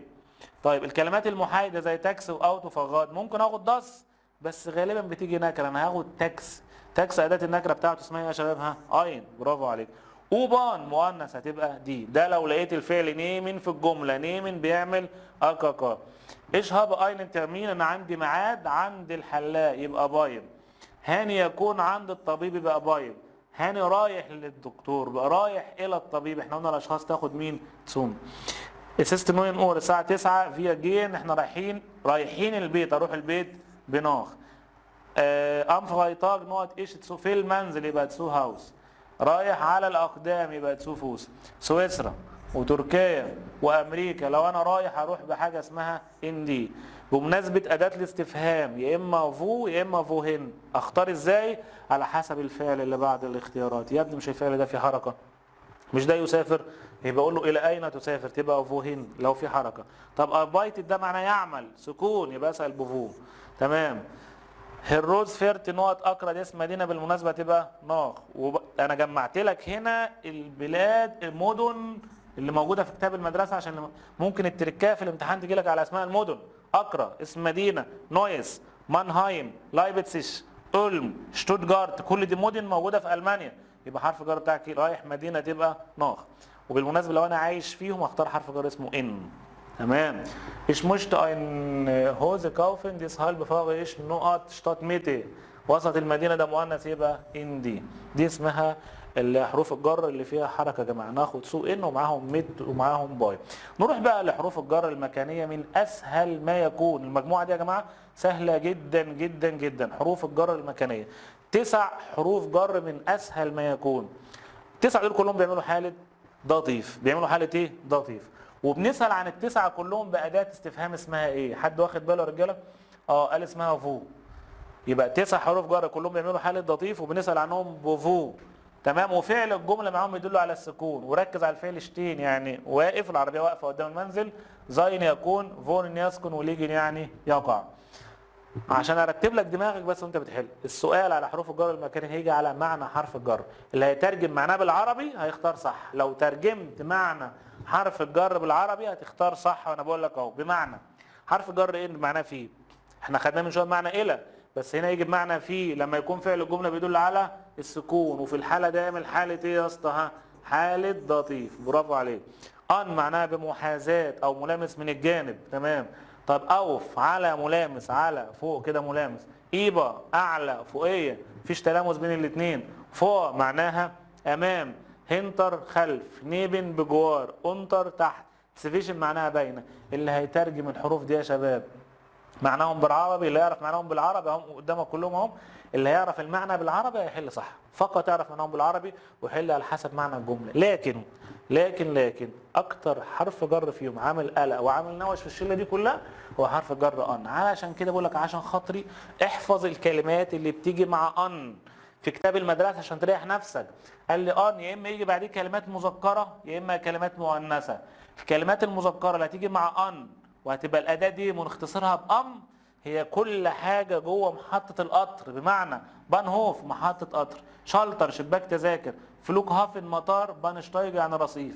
يبقى كل حاجه جوه محطه القطر حتى لو انت مش شايف انت سامع انا بقول لك ايه. كل حاجه جوه محطه القطر يبقى تاخد حرف جر اسمه انديم. خلاص. هم 4 كلمات. اللي تهمني الكلمات المؤنثه. احمد شتيت انديا ايكي. الكلمات اللي هتاخد اندير ايكي ناصيه. امبل اشاره مرور. بوس هالت تشتري محطه اتوبيس مهمه جدا جدا جدا. يبقى ناصيه واشاره مرور ومحطه اتوبيس هياخدوا اندير. عارف انا واحد شغل باله يقول لك كلمه ناصيه بتاخد حاجه ثانيه اسمها ايه؟ اسمها ام دي ايه يا اسطى؟ ما محله نفسها ايه؟ خلاص ما تشغلش بالك بالكلام ده. لو لقيت الاداه دي خد حرف جر اسمه لقيت الاداه دي خد حرف جر اسمه ان. بس اللي يهمني ال3 كلمات ايكي وامبل وبوس هالت تشتري تاخد اندير. تمام. اوف تاني حرف جر في الاهميه. اوف معناه على ملامس. تمام. ان هو بيجي اصلا مع الاماكن المفتوحه والمسطحه. اهم حاجه ال3 كلمات دول شارع وماركت ورصيف وموقف على داس اوتو. العربيه شتيت واقفه. اوف ديم اهم حاجه. اوف ديم كلمات مذكره. بارك بلاتس اهم حاجه. العربيه واقفه على الارض ساحه انتظار باركنج. العربيه واقفه على الارض يبقى اوف ديم بارك بلاتس. واقف في السوق، واقف على القطر، واقف على رصيف على قضبان رقم كذا. انما مع كلمه شارع مؤنثه هتبقى اوف دير شتراس. اوف دير شتراس. وطبعا كلمة شارع فاكرين لو انا هنا سميت الشارع وقلت مثلا النزهة اشتراسي، التحرير اشتراسي، النصر اشتراسي، طالما جاب اسم للشارع تاخد حاجة اسمها انديا. يبقى انديا النصر اشتراسي. في اسم للشارع اندير. مفيش اسم يبقى اوف دي اشتراسي. انا بقول بسرعة عشان نلحق نخلص الحاجات السهلة دي. حرف جر ايبر معناها على او فوق. غنيناها زمان وقلنا طيارة فوق. والمترو ايه؟ تحت. يبقى كل ما اشوف كلمه طياره اختار ايبر يعني اعلى وفوق. برافو عليك بالمره اهو الناس اللي فاكره الاغنيه. وفين اونتر يعني تحت. دي اوبان المترو بيمشي فين؟ اونتر دين. المترو بيمشي فين؟ اونتر دين تحت المنازل. تمام. فور يعني امام. داس اوتو العربيه واقفه فين؟ فوق امام المستشفى. هنتر يعني خلف معناها واضح قوي. البوس العربيه شتيت واقفه خلف البوسطه تبقى هنتر. نيبن بجوار. داس هوتيل ليكت الفندق يقع ليكت بجوار نيبن ديم كينو. تسفيشن ده العيال حبايبي بيحبوها اسهل واحده. ليه؟ يقول لك بختارها لما يجي بعدها مكانين. المدرسة ليك تقع نقط دي بنك، البنك und والبوسطة في مكانين بعدها يبقى تسيفيشن. وممكن يجي بعد منها اسم جمع، انا اجلس نقط الوالدين يبقى تسيفيشن بين الوالدين. دي حروف الجر المكانية. يلا بقى يا شباب نحل على الجزئية اللي احنا شرحناها دلوقتي. نادى شتيت نادى واقفة، شلتر شباك تذاكر هتبقى ان. تش الكتاب على الترابيزة على حسب معنى تبقى اوف. طيارة، طيارة فين؟ فوق تبقى ايبا. دي بوس شتيت نقط دي بوست، الباص واقف هتبقى هنتر يعني خلف البوست. الاوبان بيمشي فين؟ قلنا انتر يعني تحت. دي شول المدرسة است تكون نيبن بجوار البنك. دي شولي ليكت النقط دي بنك قمت دي بوست، حاجتين بعدها يبقى تسفيشن يعني باين. هنا فعل بيدل على السكون شتيت يبقى اسال بأداة استفهام اسمها فو. احنا هنتقابل نقط بوخلادن هتبقى فو يعني امام. داس اوتو شتيت العربية واقفة بقرايب، الناس بتنسى اداتها، بقرايب دي مؤنثة اداتها دي، في الدطيف تبقى دي. فوق اس دي كاتس القطة واقفة فين هتبقى انطة تحت تمام. دي هند زيتست الكلب جالس نقط شتول على الكرسي تبقى اوف على. ايفا فارتت هتنتظر نقط بوس هالتش محطة اتوبيس مهمة جدا هتبقى ان. دي شولي ليكت المدرسة تقع نقط دي بنك قلنا هنا طبعا هتبقى ايبا اعلى. بيقول لك لو في مبنيين فوق بعض فانا اختار ايبر يعني اعلى، ودي مش هتيجي في الامتحان، عشان تيجي لازم يجيب لك صوره بالشكل ده، يقول لك هنا البوست فوق مثلا وهنا الشول المدرسه تحت، فلما تبقى بالشكل ده مبنى فوق مبنى او دور فوق دور تبقى ايبر. هويت جبت اس زوندر انجيبوت في اوكازيون في تخفيضات في سوبر ماركت تبقى ام. تيمو است نوت اشتغاسي في الشارع من غير اسم هتبقى اوف دي. كافيه يبقى هتبقى ام في الكافيه في القهوه. نقط فيلشم جلايس هتبقى اوف على اي قضبان يتحرك القطار. دير تاكسي باركت نقط دي ايك هي الاداه دي تبقى ان. خلاص هنا الاداه دي تبقى دي ايك. جميل برافو علينا. نيجي بقى لاخر جزئيه واخر قاعده عندنا واللي ان شاء الله يبقى فيها سؤال في الامتحان باجباري بيجي في الامتحان، اللي هو حروف الجر الزمنيه. بفضل الله تعالى هشرحهم لك في دقيقتين بالظبط باسهل واوضح طريقه والخص بتلخص لك الليله كلها خلاص في دقيقتين بالظبط. وركز في الشرح بتاع الهير ده واعرف ان الهير هو اللي بيشرح بالطريقه دي بس بعد اذنك يعني. حروف الجر الزمنيه يا رجاله هم عباره عن كام؟ فور ناخ باي ان اب وبس 2 و6 حروف جر. عشان تحل على 6 حروف جر الزمنيه دول ركز في اللي اقول لك عليه. اولا معناهم بالعربي، فور معناها قبل، ناخ معناها بعد، باي معناها اثناء، ان حرف جر ان معناها في خلال يعني بعد ساعه ساعتين، في خلال سنه سنتين، شهر شهرين. في حرف اسمه اب يعني بدءا من، وفي حرف جر اسمه بس معناها حتى. خلاص السؤال في الامتحان يا جدعان ان شاء الله بيجي لنا دايما سؤال في حروف الجر الزمنيه. السؤال هيجي ازاي؟ قال لي برضو غالبا السؤال هيجي على امتى اختار فور ورخ وباي، وامتى اختار ان، وامتى اختار اب وبس. يعني هيجيب لك واحده من الثلاثه اللي فوق مع ان مع واحده من الاثنين اللي تحت. فانا عاوز اعرف امتى اختار فور ونخ وباي، وامتى اختار ان، وامتى اختار ابو. بيسالها تبص على اللي جاي بعد الاختيارات، الارتيكل الاداه اللي جايه بعد الاختيارات. فانا بقول لك اهو خد بقى التركايه وخد الزتونه دي بقى. هتبص بعد الاختيارات، لو لقيت بعد الاختيارات اداه تعريف في الدطيف، اداه تعريف في الدطيف اللي هي ديم او دير او دين، يبقى في الحاله دي اختار يا اما فور يا ناخ يا باي. بمعنى خلاص انا هشوف احمد نقط الحفله يبقى اما قبل الحفله او بعد الحفله او اثناء الحفله. فلو شفت بره اداه تعريف زي ديم اهي، ديم اداه تعريف، وهنا دي اداه تعريف، وهنا فروشتوك ام اداه تعريف، يبقى اختار يا اما فور يا اما ناخ يا اما باي. بس لو شفت بعد الاختيارات اداه تعريف اللي هي ديم او دير او دين، يبقى اختار واحده من الثلاثه يا فور يا ناخ يا باي فقط لا غير. برافو. طب امتى اختار حرف جر ان؟ قال لي لو بصيت بعد الاختيارات لقيت اداه نكره، اداه ايه بقى؟ نكره اللي هي مينها اينم مع المذكر والمحايد، اينر مع المؤنث، او لقيت بعد منها رقم وبعديه كلمه جمع اخرها اي ان، يبقى في الحاله دي بس اختار حرف جر اسمه ان. وعشان خاطري حل بالطريقه دي، لو لقيت اداه نكره او رقم نختار حرف جر بتاعنا اسمه ايه؟ ان. برافو علينا. طيب امتى بقى اختار اب وبس؟ اسيب بقى فور وناخ وباي واسيب ان واختار اب او بس لو لقيت بعد الاختيارات كلمه بدون اداه، اسم بدون اداه مطلقا. لقيت مثلا في ساعه، لقيت في يوم من ايام الاسبوع، لقيت كلمه مورجن، مفيش اداه ولا تعريف ولا نكره ولا رقم وبعديه كلمه جمع، في الحاله دي اختار اب وبس. مش فاهمني انت؟ اقول لك انت يا اسطى لو مش فاهمني تعالى حل معايا الجمله اللي انا هكتبها قدام. انا عايز اجيب لك جمله هنا اكتبها عشان ايه نحلها مع بعض. بيقول لي سعادتك ايه؟ ركز في الجمله دي.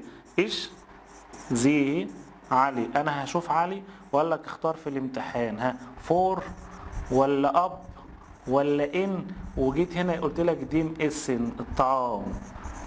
برافو. مين يحلها؟ عين على اللي جاي بعد الاختيارات. ديم ده اداه ايه؟ تعريف. يبقى اختار واحده من النوع اللي فوق، يا فور يا نخ يا باي. مين اللي موجوده يا اسطى؟ فور. برافو عليك. طب هنا لقيت مثلا اينم مناد. اينم ده اداه ايه؟ نكره. يبقى في الحاله دي لازم اختار مين؟ ان. تمام. طب هنا لقيت مثلا اخت اوه الساعه 8 دي ساعه، يبقى في الحاله دي اختار ابو بس. مين اللي موجوده؟ ابو بس. خلصت حروف تخيل، خلصت حروف الجر الزمنيه بالشكل ده. يبقى زي ما قلت لك تاني، بختار فور ونخ وباي لما الاقي اداه تعريف، ان لما الاقي اداه نكره او رقم، ابو بس لما الاقي ايه؟ كلمه بدون اداه. نيجي بقى الناس اللي بتركز بقى. طب هي لقيت اداه تعريف بس جابت ثلاثه مع بعض، فور ونخ وباي، هختار قبل ولا بعد ولا اثناء؟ كده على حسب معنى الجمله او على حسب الاداه اللي جايه بعدها. بمعنى انا هنا جبت كلمه بارتي، تمام، وقال لك اختار، يا ترى هتبقى فور ديم ولا ناخ دير ولا باي دين؟ طب هو بارتي ايه؟ مؤنثه، يبقى اختار فور ديم، فور دير، معلش دير عشان دي مؤنثه. طب جبت هنا كلمه فيلم، طب فيلم مذكر يبقى اختار اللي معاها ديم. جبت هاوس اوف جابن جمع يبقى اختار اللي معاها ديم، ده لو جاب الثلاثه مع بعض. وما تنساش ان بيسال عن الاربعه دول كلهم باداه استفهام اسمها فان. يعني ايه فان؟ مات. برافو عليك. اجي اللي بعدها، انا برد على الاسئله بتاع الناس اللي هتقولها لك. طب ايه لما الاقي بعد الاختيارات اداه نكر اينم واينر؟ طب لو قال لي اختار انت الاداه اينم او اينر، سهله وبسيطه. اينم مع الكلمات المذكره والمحايده، يوم وشهر وسنه، واينر مع الكلمات المؤنثه اللي اخرها حرف الايه، شتوندي ومنوتي وفوخي. تمام. طيب ابو بس لو جم الاثنين مع بعض بقى، ما الاثنين بيجي بعدهم اسم بدون اداه، فرق بينهم ازاي؟ قال لي يا اسطى من خلال اداه الاستفهام، سهله وجميله. بختار اب لو لقيت السؤال بفان او اب فان. بختار بس في الإجابة لو لقيت السؤال بفي لانجي أو بس فان. وممكن أعرف من خلال الفعل بيجين يبدأ أختار أب. لو لقيت الفعل اسمه دور يستغرق أو يستمر، أو لقيت كلمة نخ معناها لا زال، في الحالة ده أختار بس. دي حروف الجر الزمنية.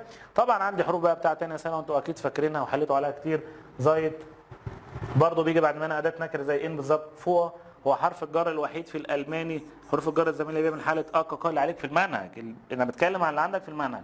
طبعا وام وام فاكرين، مع مين؟ مع الساعه، مع اليوم واوقات اليوم والتاريخ وكلمه فوخن اندي، مع السنه وفصولها وايه وشهورها. هي دي حروف الجر الزمنيه اللي عندنا في المنهج. لحد هنا بفضل الله تعالى احنا خلصنا الجراماتيك بتاع ثالثه ثانوي كله. كل جزئيه احنا شرحناها ان شاء الله جاي فيها سؤال في الامتحان. خدت الامتحان بنسبه 99%. الجزئيه الاخيره دوري معاك هينتهي مع الجزئيه اللي جايه اللي هي ايه؟ انا مطلع لك في المنهج عندك 257 جمله جراماتيك جت في امتحان من كتاب المدرسه. انا مطلعهم بايدي سؤال سؤال من كتاب المدرسه. ولما بيجيب اسئله في الامتحان من الجراماتيك بينسخهم نسخ، يغير حاجات بسيطه ويجيب لك الجمل كلها من كتاب. عشان كده انا مصر ان انا احلهم معاك هنا الاسئله كلها كامله على بعضها.